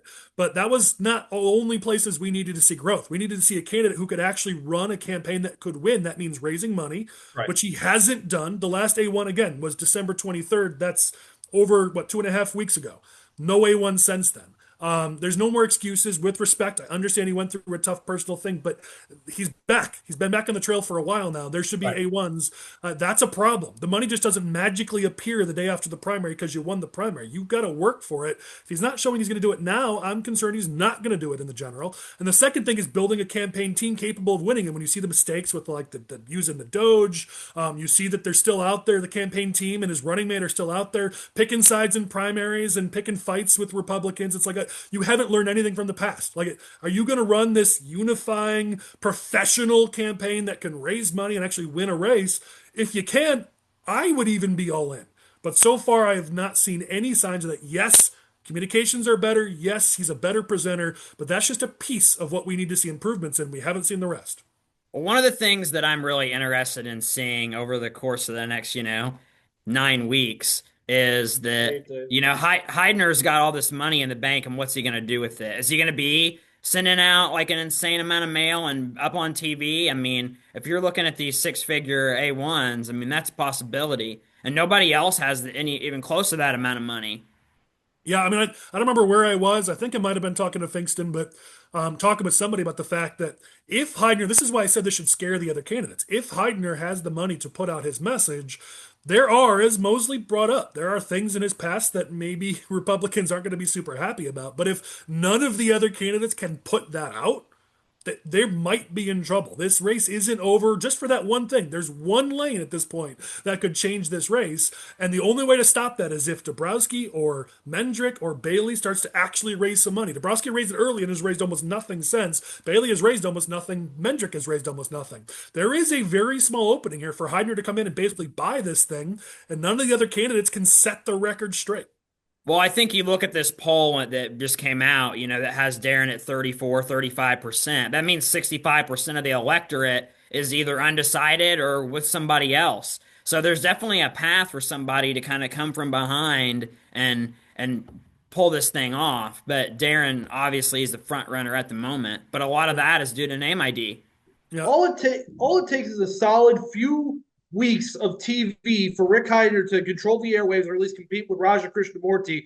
And half of the Republican electorate is like, oh, that's the guy, Republican, who's running for governor. I'm going to vote for him. Because that's why when these people get polled, that's what they think about Darren Bailey. Oh, Darren Bailey, he's the Republican who's running for governor. I'm going to vote for him. There is no big brain thinking here. This isn't grassroots versus establishment. Nobody's sitting on their couch at home thinking, man, I really got to vote for Ted Dabrowski because I can't let those pesky grassroots people win again with Darren Bailey. Nobody thinks like that. The average voter, Republican primary voter, or just voter in general, sits on their couch and says, hey, that's the guy who's running as a Republican for governor. I like him. I'm going to vote for that guy. They don't know nothing about Rick. Let's give Mark the final point here and let's move on. Yeah, a couple quick things. That 34%, and I've said this since the beginning. I think Darren, I just think it's soft. His number should be more than that based on there hasn't been much action. He was the kind of like Raj's. It's definitely soft. So that definitely would scare me. It's something that looks like a big lead to me. That's something that could evaporate quickly. Number two, on the flip side with Darren, I don't think you can underestimate the effect that Aaron Del Mar has had on the campaign. I've seen him on TV. I've seen him at press conferences. He's good. He's good with answering questions. He's quick, he's witty, he's smart. And I think that there's been a pretty big improvement there by them kind of being the twofer. You're not seeing that out of any other campaign where you're seeing the lieutenant governor candidate really out there talking about stuff. And he does, whenever I see him quoted in the press and whenever I've seen him interviewed on TV, he does really well. I mean, he does. I listened to a long radio show that he was on, and I saw one minor mistake, and after that, I thought he hit everything perfectly. So I think that's something that you can certainly point to that's helped the Bailey campaign from a messaging standpoint. Interesting. Appreciate the perspective. All right, let's move here. We got a couple quick topics. We only got one district to talk about because it's the first week of campaigning basically in the year, but we'll have plenty more in the coming weeks. Michael, you want to give us an update on House District 118, the previous, who many believed was the front runner? I know nothing about the race, but it seems to me that he was the front runner. Joe Debose has dropped out, so that definitely changes that race. Can you give us, for our viewers, give us an update on what's going on there, Michael? Yeah, this is the open seat, House District 118, Paul Jacobs, running for state senate instead. So it was going to be a four-way primary. Joe Debose was considered by, I think, pretty much everybody to be the front runner. And we had heard, about a month or so ago that he was likely going to drop out. He made that official this week. So now it's a three-way race. And it seems like Scott Duty is the front runner at the moment. He's been putting out 4x4s and raising some money, especially more compared to the other candidates. So. And am I allowed to make duty jokes? Because my nephews, I used to call them dude when they were young. So now my nickname to them is Duty, and my nieces and nephews. So because of that, I'm allowed to make duty jokes, right? Because I have to hear them all the time from my family. Go for it. That's the race where one of the candidates, somebody put this out. It might have been behind a paywall, so I'll be careful. But one of the candidates became active politically because they watched Shrek with their kids, and it had profane innuendo, so they got politically active. Like that's my Republican Party. Now, Shrek is too profane for our Republican Party. I don't know. This goes back to my earlier rant on our second topic. It's we'll get the homeschool vote. It's good.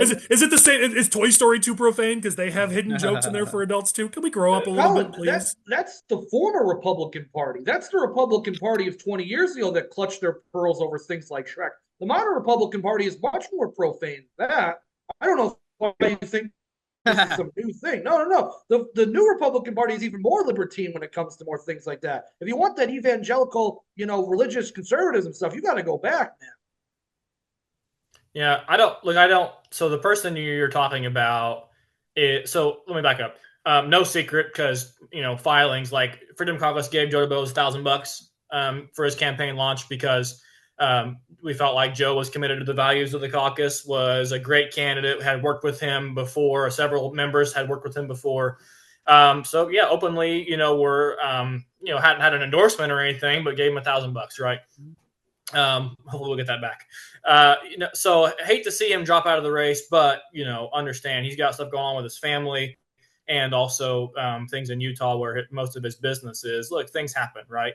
So sometimes it's not the right time. I think probably a lot of us know that. I mean, things happen. So with that being said, though, I mean, yeah, there's Harold Visser, Scott Duty, and Dayton Lloyd.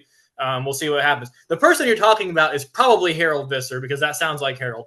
I don't, look, I don't want to, the joke you made is funny, and I get what you're saying 100%, but also incrementally, we have culturally given up a lot of ground, and I don't want to understate the importance of what our children do consume. I'm not saying Shrek is evil. That's not what I'm saying, but I do think people who value, some of what the kids are consuming that have latent meanings is really important. And someone like Harold would probably say that. Harold's a homeschool dad, whatever. I mean, that's probably his most motivating factor in the race after the homeschool bill. And then you got Scott Duty. And then just say that's your motivation. I guess that's my only point. Literally, it's one thing to be like, yeah, I don't like letting my kids watch certain movies. Fine. It's your kids. Raise your kids how you want. Be like, I'm in politics because Shrek was evil. All right. Yeah, no, I meant, yeah. I grew up with that. Listen, I grew up in a church and a school like that where, Star Wars was evil. So trust me, I know where I'm coming from on this one. But either way, I don't mean to make fun of the dude, but it just, this is the stuff that drives me crazy. That race will be interesting. I mean, I would say, like Michael said, Scott Duty's the front runner. I think he's got the most cash on hand. I don't know what Dayton's raised. Harold's not raised hardly anything at all. But, we'll see what happens in the next 2 months if the Freedom Caucus doesn't have a candidate in the race for now, but that could change. So, all right, we'll keep an eye on it. All right, our last topic before we get to our final topics that we close down with is crime and immigration. Let's start with this. Immigration's in the news. Minnesota seems to be the epicenter of national focus right now. Where since the last time we've had an episode, the Supreme Court has ruled against the effort to deploy the National Guard to Chicago. The focus seems to now be on Minneapolis and some other places. And there was a shooting where ICE shot a woman. I've seen only one video of it, and I'm not going to profess to be an expert on this. And I know a couple of you are going to disagree with me on this, but it hurt to watch it. It was not a professionally trained agent of the law that I saw operating. Yes, the woman was doing some things she should not have been doing. She was obstructing law enforcement. She was not listening to law enforcement's directives. There certainly were things she was doing she should not have, but it should not have cost her life. And you look at where the car went, where the individual was, this idea that his life was in danger is slim, at least for the one angle that I saw. And also, you didn't have to shoot the woman. There were other things you could have done, like the tires or something else. I don't know. My problem with this is this, and we saw this in Chicago too, and we talked about it on this podcast, that it was screaming towards this kind of a thing. Thank God it didn't happen in Illinois, and I hope it never happens again, where it was screaming towards this kind of a resolution, a deadly resolution, because on the one side, you have ICE that has tried to ramp up super, super fast, as they've recruited a bunch of people that aren't really properly trained law enforcement. I've got law enforcement who are friends and family, like I'm sure you guys do. I've got people in private security. I look at the training they go through. There is no way they would have handled the situation this way. But you had to fill your ranks with a bunch of poorly trained, testosterone-fueled meatheads who were given a badge and a gun and told, go enforce the law. So they see some car and they go, bam, bam, bam, pop, or one shot. But that's not how you handle that. On the other side, yes, you've got Democrats in the media and others who've been encouraging people to disrespect and fight law enforcement. Some of them have even encouraged violence, or at least downplayed it and tried to hide that it was there instead of calming it down. Like this is, and calling law enforcement thugs and Gestapo and agents of Hitler. You create an environment where it's people's patriotic duty to stand up to that, to block people with their car, to get yourself right in the center of an immigration enforcement and lead to potentially a violent outcome. This was the ultimate result. Again, thank God it didn't happen in Chicago. I hate that it happened in Minneapolis, but this was almost inevitable, and that's awful. I hate it. So, anyways, let's stop there. If anyone has thoughts or wants to disagree with me on my take on Minnesota, go ahead.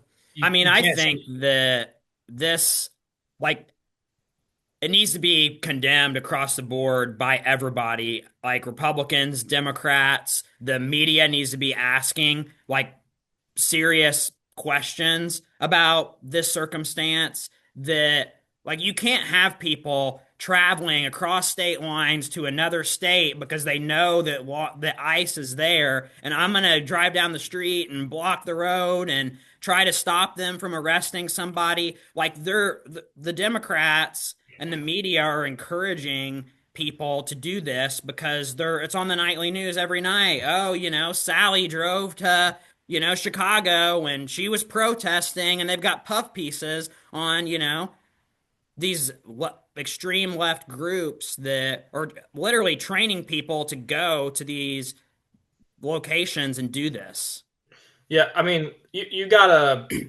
I agree with Michael 100%, and also but I also disagree with most of what Collin said, because I mean, like first of all, I've taken the mandatory 40-hour firearms training for law enforcement because I do work part-time in law enforcement. And you can't, if you fire your weapon at anything like a tire or a vehicle, whatever, like, you can't do that. That's discharging. That's lethal, or it's deadly force. That you can't fire your weapon at someone's car tires in that scenario. I mean, you shouldn't do it because, like, you just shouldn't fire your weapon then. But the point I'm trying to make probably shouldn't have fired the weapon at all then, maybe. But no, I disagree. I think lethal force was totally justified there because we've seen cops get run over by cars. And that's, I mean, you see people get smashed to death under these vehicles.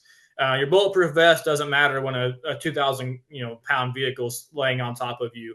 I mean, this cop is in the headlight area of this car, gets hit by it as this lady pulls forward. All it takes is a 10-degree turn of that steering wheel, and he's crushed to death underneath it, like the female officer was crushed a few weeks ago in a separate incident under a vehicle. Colin, wouldn't killing the person who's got their hands on the wheel actually increase the odds of that happening? I'm just playing devil's advocate here. No, you're fine. I don't know. The solution is kill them. It's get the heck out of the way.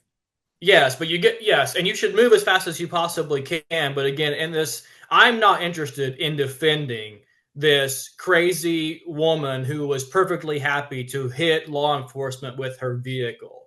That argument is why people are going to continue to go protest at these things and run. I said she was wrong, to be clear. Yeah, no, I know. I get that. But to me, this shoot is a clean shoot. Kristi Noem said this guy followed the training that was given by federal law enforcement training centers.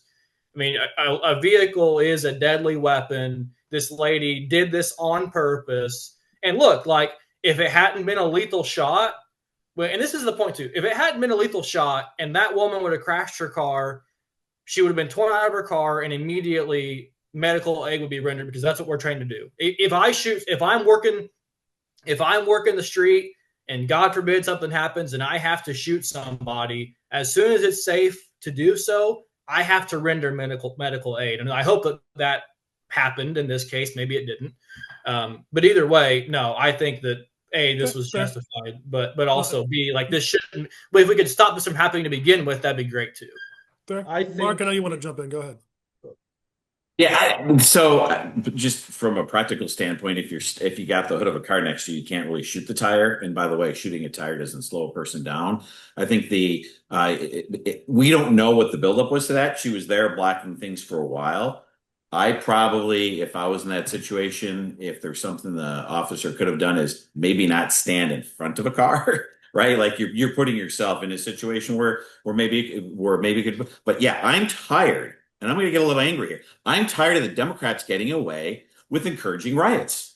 It goes back to Charlie Kirk when, Pritzker blamed Trump's rhetoric and said nothing about his rhetoric of comparing, this to Nazis and Hitler and everything else. Well, yeah, I think there's a whole bunch of people that, if given a chance to go into a time machine, would have taken out Hitler in the 1930s because it would have been for the good of the world. And these people driving across state lines to go to protests and telling people, here's whistles, and what you need to do is you need a whistle. I think there was an Illinois state senator that was whistling that ICE was around. So they're actually encouraging, stopping law enforcement from getting people who did something illegal. And if you don't like what they did in the illegal situation of everything, change the law. You had the House, the Senate, and the presidency for a couple of years. Why didn't you change the law when you did that? So it's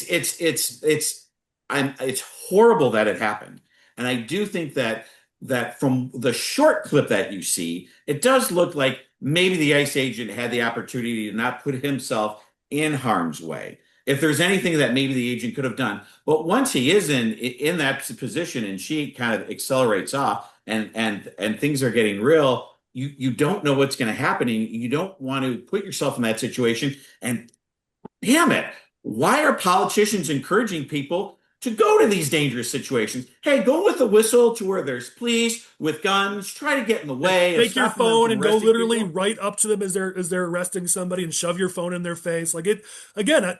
Both sides are wrong here. Here's the problem. We lose our moral high ground when a woman loses her life. We can have this debate all we want, but to the average voter out there, a woman's dead.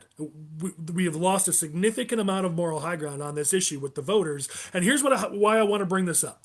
Okay, so we haven't talked on this podcast about our Q3 quarterly tracking poll from last year because we had no time. There was every episode, there was never time. I just want to bring something up. That's something that came up in September when we polled, was that for the first time ever, threats to democracy surged all the way to the top, and immigration surged to the top four. For the first time ever, those two knocked down the economy and inflation and healthcare and taxes and crime and all the other issues. Now, Q4, it came back. But what was happening in Q3? That was when the whole immigration enforcement, everything was happening going into the end of Q4. We polled in December, so it all calmed down by then. And our point we've made several times in the podcast is the more we do crap like this, it is distracting from the issues that are actually going to win us elections. This is a political podcast, so I'm going to make a political point, which is this isn't helping us win elections. This is not helping Republicans win next November. I don't see where it is in any way helping us. And you see it in our polling. It, for a little while, made voters care about two issues that we don't win on. We don't win on threats to democracy. We don't win on immigration. But you get it back to the economy. I'm going to disagree on immigration. I think we went on immigration. I did too, nationally. 2 years ago. Well, even in Illinois, I think immigration was one of the reasons.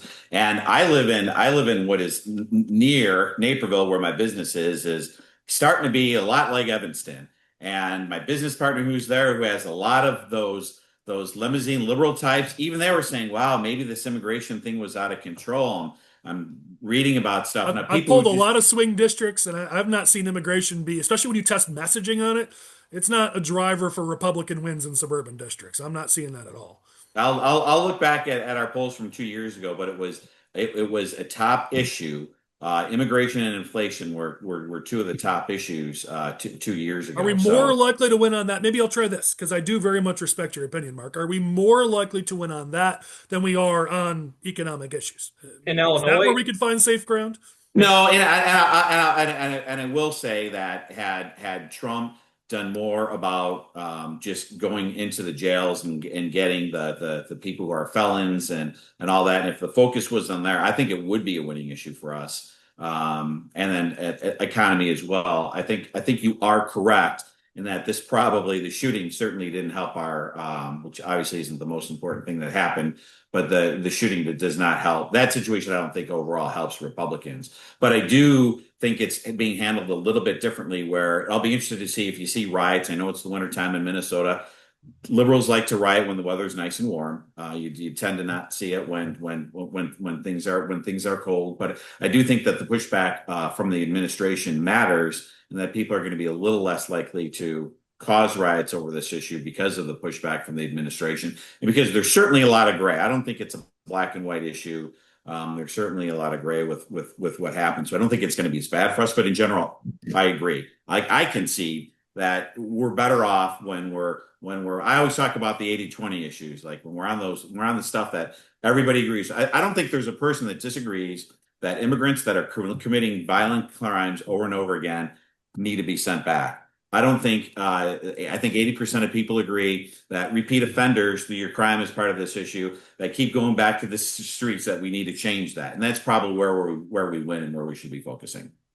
So the other reason why I wanted to bring this topic up was to talk crime as well. Of course, the usual suspects are trying to claim that based on recent polling, we should never be talking crime because nobody seems to care about it, which I kind of left because I look at our polling for the last 2 years and I see that abortion is last on that list on almost every single poll. And yet Democrats talk about abortion and they always get praise for, look, you're talking about abortion. It's a politically good issue. So this idea that because crime is in fifth or sixth, we shouldn't be talking about it. The reality is it's not going to win you the votes, but it's the emotional issue that gets people's attention. We've always said this, get their attention with crime, win on economic issues. Because the problem is every politician's like, I'm going to lower your taxes and I'm going to do this. It doesn't get anybody's attention because everyone says the same things. The left's not telling the truth, but everyone says the same thing. So you need something to get attention first. Democrats use abortion, they use it to get attention, and they use it to prove that Republicans are extremists. Crime is that issue for us. It gets attention, and it proves that the left is extremist, and then we can come in with the economic message and secure their votes.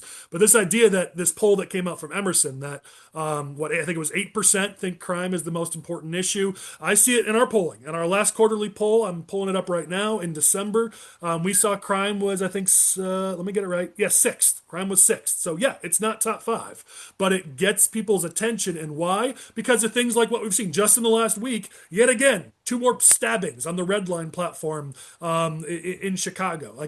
We're seeing this continue. It's in the news. It's sensational. It gets people's attention. It's not our winning issue in 2026, but it's also not an issue that Republicans should be ignoring. Yeah. All right. With that, let's go to our news you can use and then have some fun with our OGs and clowns and everything else. Just a few things this week on news you can use. Another Pritzker administration failure that you're not going to hear much about, but it's small potatoes, but not really. 670,000 Illinois residents' personal information was exposed by Pritzker's Department of Health and Human Services, or Department of Human Services, for multiple years. They just finally figured it out and have started to work to close it and fix the breach. But this is, we're always told Pritzker's the great administrator. He runs things so well. Yet I don't think we've had a week of this podcast in years where there hasn't been at least one example of the many problems in Pritzker's administration. And yet it seems to be okay. If this was Bronner or some other Republican, it'd be headline news, but it's one sure bear to kill, and that's it. Okay, moving on.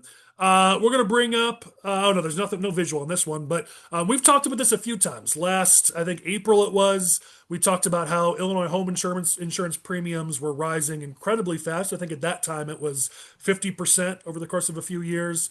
Cranes put out something in June that said that home insurance rates in Illinois had jumped 60% in 6 years. In August, State Farm came out and said they're going to be raising rates another 27%. Well, just now, since our last episode, Allstate said they're going to be raising their rates another 9%.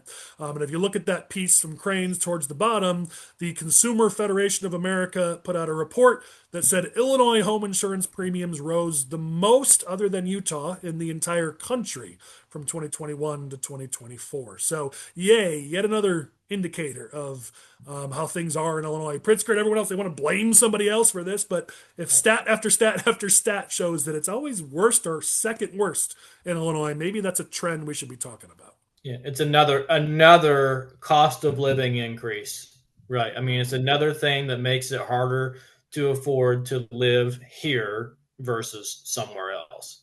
100%. All right, next one. This one has a visual. I thought it was the last one. So Lane will bring it up in post. Housing inventory. You want to talk about lowering home prices so that younger families could afford to start their families, move into a home, or maybe someone else who wants to move into their next home, but it's typically a younger family challenge, and we see this in our polling. Young families list housing affordability as one of their top issues. Well, here in Illinois, why is it a challenge? Well, because of all the regulations that keep new homes from being built. Here's your visual. Lane will bring it up if he hasn't already. Around the country, they looked at U.S. cities where housing inventory is rising the most.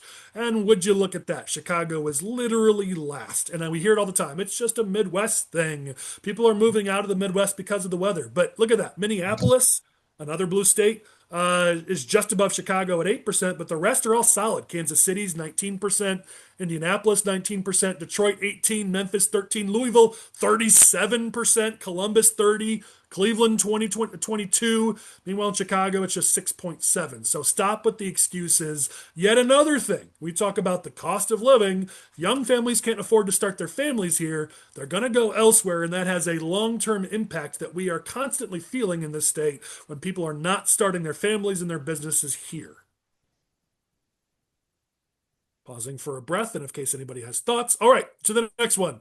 The Better Government Association, thank you to them. I missed this last year. Maybe I didn't. I don't know. It's been a long year.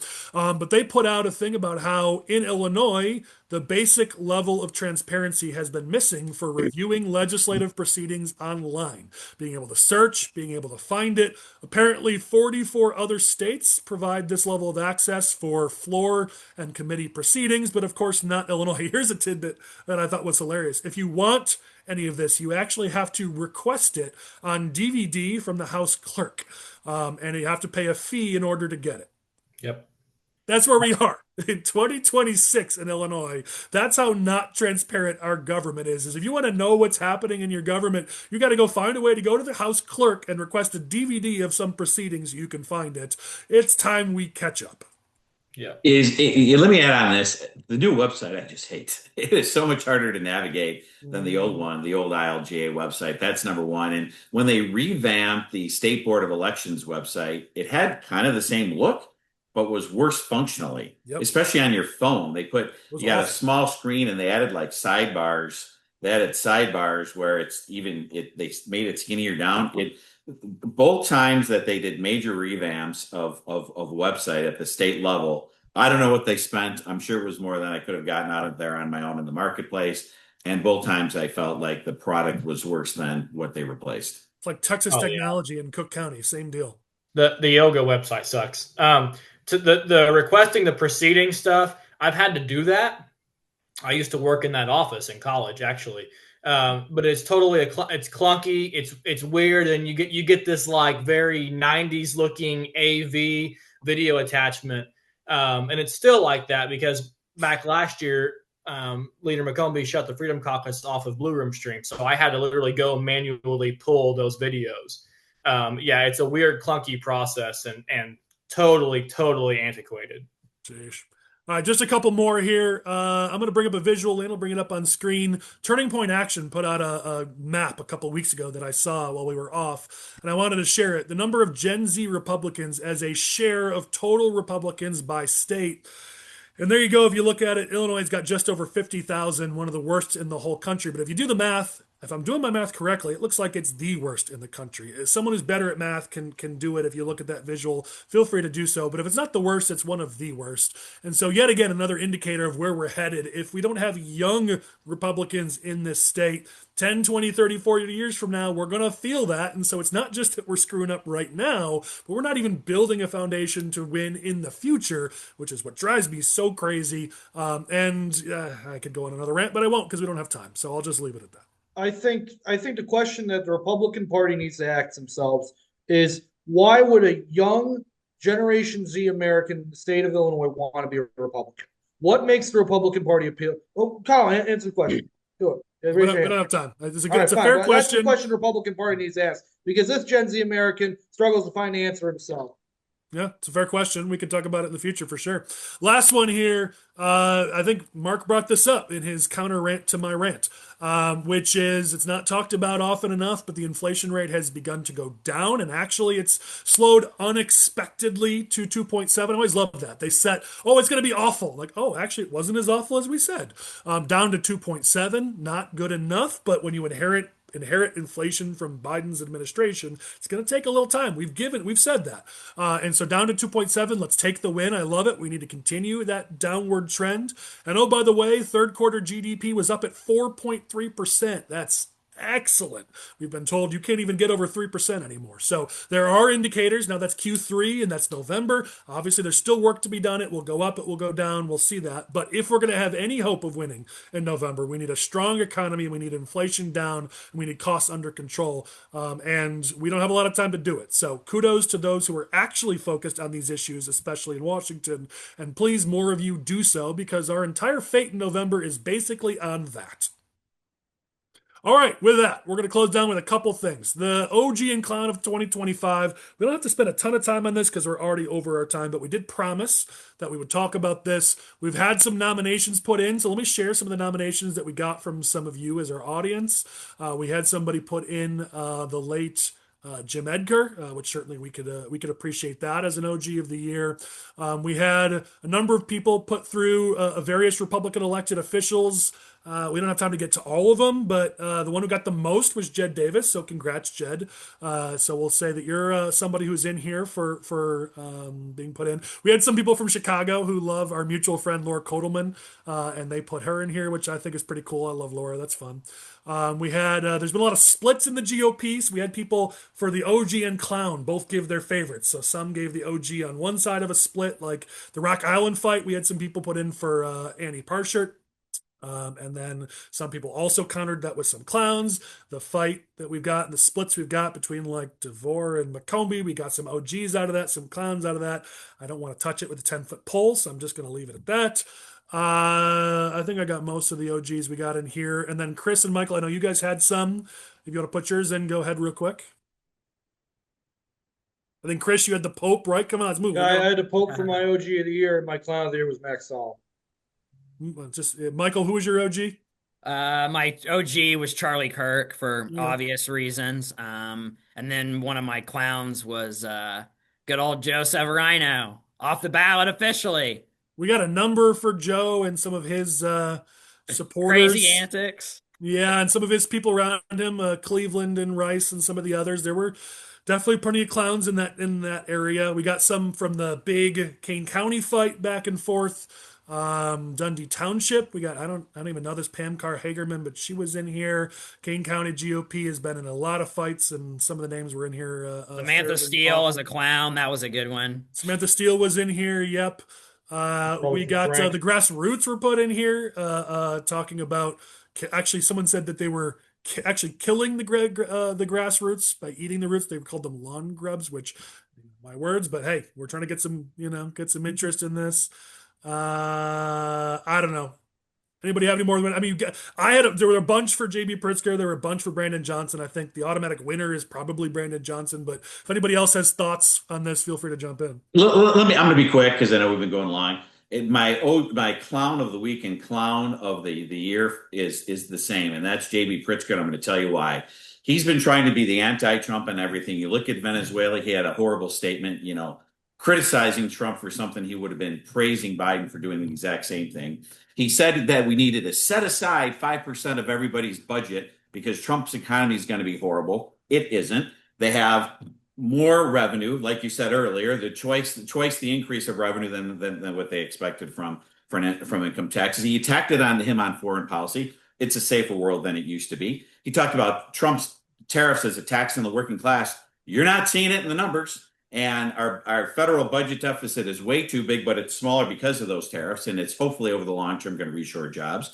So he is chasing Trump at every turn. And he's been wrong again and again and again. He was wrong on Venezuela this week. He's been wrong on a bunch of other things that he's chased the president on. My OG, or my clown of the week and year, is Governor Pritzker. Well, Brandon Johnson's sort of too easy, so I think it's probably not surprising that I'm going to say, based on votes and my personal preference, it's going to be Pritzker for sure. I'm going to take a cop-out on the OG because, frankly, the winner were national names.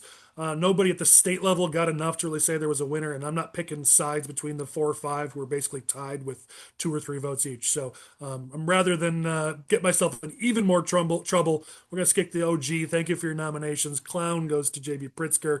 All right, that's for the year, for 2025. Anybody have, Mark's already given his clown of the week as JB. Anybody have any other OGs or clowns they want to add? And actually, I'm sorry, before I do that, I usually like to lead with some of these. So let me just do this real quick. Dan Egler, somebody that many people know on the Republican side in politics, passed away since our last episode.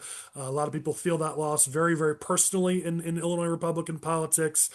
So for those who are, especially for those who knew him personally and his family, we feel your grief, and we certainly appreciate all that Dan did for Republican politics over the years. Don DeWitt announced he's being treated for cancer. Looks like he's doing really well. He's going to kick its butt. Of course he will, because he's a badass. But we all, certainly our thoughts and prayers are with you, Don, and you get an OG for, we know you're going to beat this thing and beat it handily. So just want to get those two out there real quick. Anyone else have OGs or clowns they want to put out for the week? My OGs are all of the brave men and women of our armed forces that successfully executed that operation in Venezuela and brought Maduro home with, safely. I mean, just all the praise goes to them for just being safe and minimizing loss. Okay, I like it. Oh, and my clown is Speaker Welch. My clown is Speaker Welch for a lot of reasons. But for also saying again 2 days ago that Illinois doesn't have a spending problem, but it has a revenue problem, and the answer is more taxes. I'm not sure how many times the Democrats are going to just fall back on that, but he did Tuesday. Oh, all right. Who else has got stuff? I'll keep us moving for time. And one more OG from me. Congratulations to Diane Jordan. She was elected president of the Illinois Federation of Republican Women. She's a friend, and I believe we've had her on, though it's been a little while. She likes to be behind the scenes a little more, so I wish we could have her on more frequently. But Diane, we love you. Congrats on the new position. See, I was going to make Chris Welch my OG of the week for calling out the Chicago Bears again, for claiming that their stadium demands are insensitive to taxpayers. But of course, he had to go right back to if there's not 60 Democrats, we can't do anything. Like, come on. The state of Indiana, this is going to be tremendous. The city of Hammond is going to roll out the red carpet. You're going to have the governor there. This is going to be fantastic. I'm looking forward to it. Chris Welch. I think you should give the Bears maybe a slight OG nomination for getting Chris Welch to say that we should be sensitive to the needs of taxpayers, because I don't think, since him being sensitive to taxpayers, those two words have never been in the same sentence with that guy. That's pretty funny. But it's because of the Bears' incompetence. That's so true. Why am I gonna praise the Bears' incompetence? I mean, we actually, you know what? More incompetent than Speaker Chris Welch. Good job, Chicago Bears. You've really set the bar. We didn't get any nominations for Clown of the Year for the Bears' horrible stadium effort, but I'm actually kind of disappointed now that I think about it. That should have been on the list for sure. I'm just going to keep us moving. You guys jump in if you've got more, but I want to get us to the end and get everyone on with their days. The governor is, of course, one of my clowns of the week. There was a story in the Bond Buyer. This at this point was a couple of weeks ago, but I still want to talk about it, where they talked about how he bemoaned the fact that the federal government was costing the state all of this revenue with what they were doing to actually help manufacturers and small businesses and working families, and how the state needed that revenue. But that's not really why he's my clown of the week. It was this.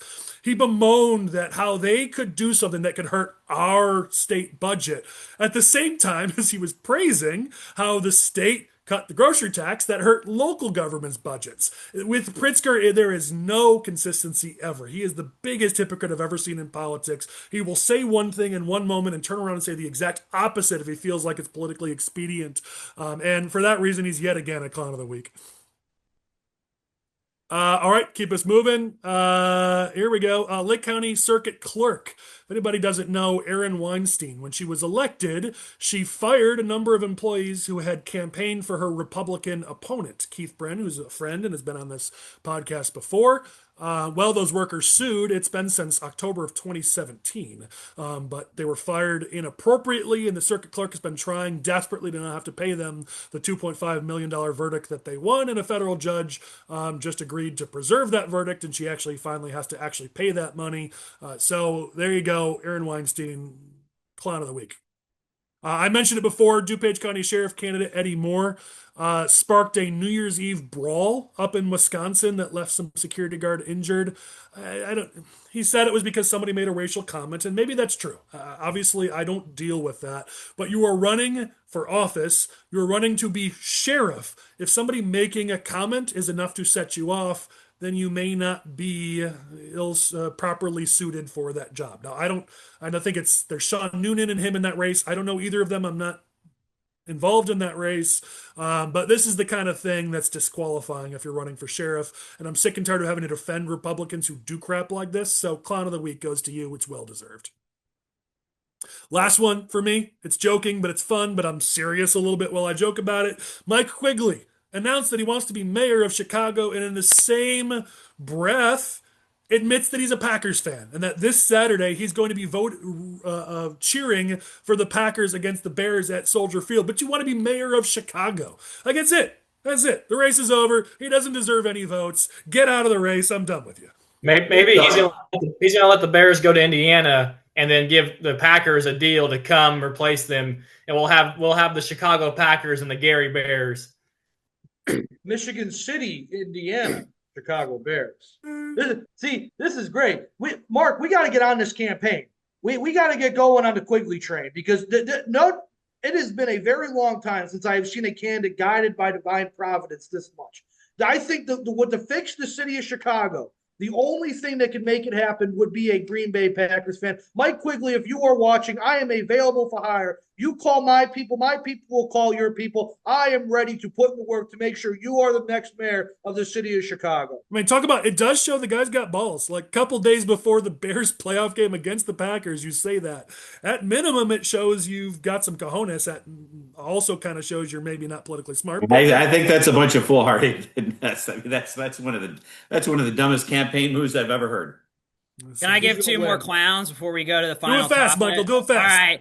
So one of my clowns is these plaintiffs. They filed suit in Chicago to sue McDonald's over the McRib sandwich. Which, come on, how can you not like a McRib sandwich? I mean, that is incredible. What a joke. And then also in Aurora, on January 18th, Jerry Seinfeld is coming to town for a comedy show.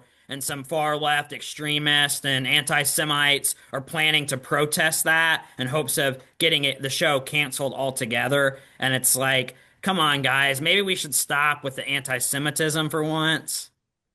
All right, good ones to throw in here at the end. All right, let's close this down. We've taken up way too much of our guest time.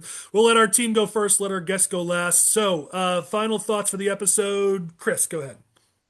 Now, it's big 2026, everyone. And if you think you have time until the primary election day, you are hopelessly mistaken. As of today, the recording of this podcast, there are 68 days until election day, which means there's even less when you are watching this. It is time for you guys to get your act together. Okay? There are so many campaigns out there. They haven't even put out a press release, don't even have a website, have no plan for paid outreach, have no plan for knocking on doors. Figure it out, or you are going to lose come March 17th. And even if you're unopposed come March 17th, you are going to lose your general election because you did not take the time to get your crap together right now. Thank you. God bless. Have a great weekend. Michael, go for it. I'd echo what Chris said. You know, if you don't have a primary, you can still get your ducks in a row. If you do have a primary, you better get on the ball because, I mean, there's a couple statewide candidates here with primaries that haven't even started campaigning yet. Election day is going to be here soon. All right. You guys were both great guests, but Batinick always brings the heat. So Moseley, go ahead, and we'll let Mark speak last. That's fair. That's the floor leader for you. I'm a little early on this probably, but we are in the season of not only a primary, but we're in Lincoln dinner season again.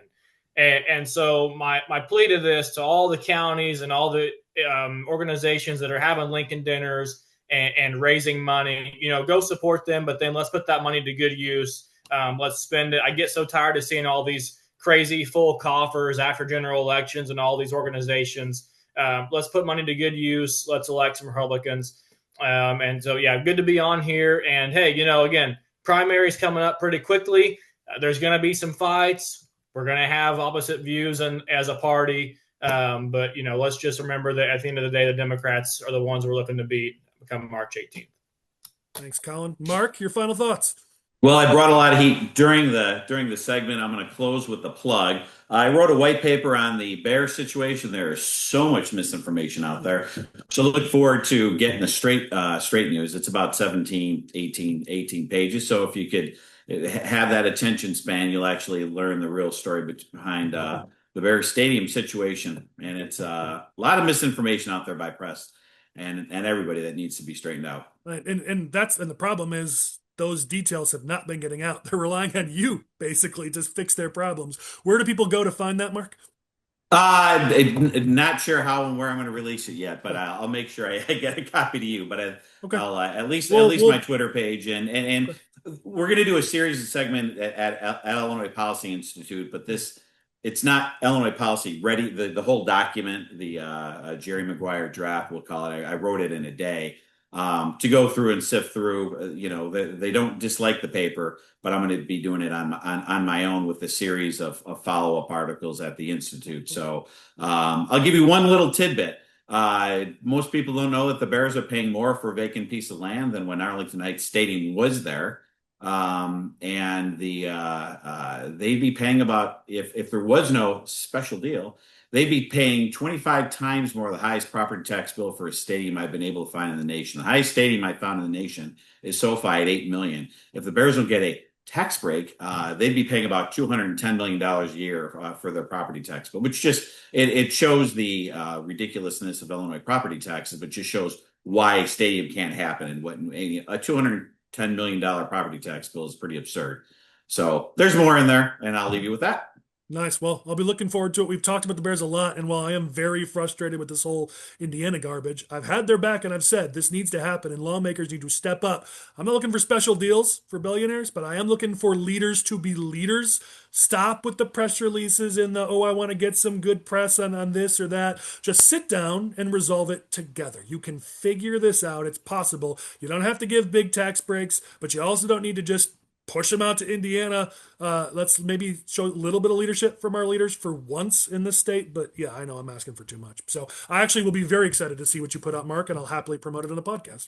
With that, This has been way too long, but with our first episode of the year, of course it's going to be too long. Thank you for sticking with us. We'll be back in your inboxes next week. Thanks to Lane Davis, our hardworking producer. We'll catch you all next week.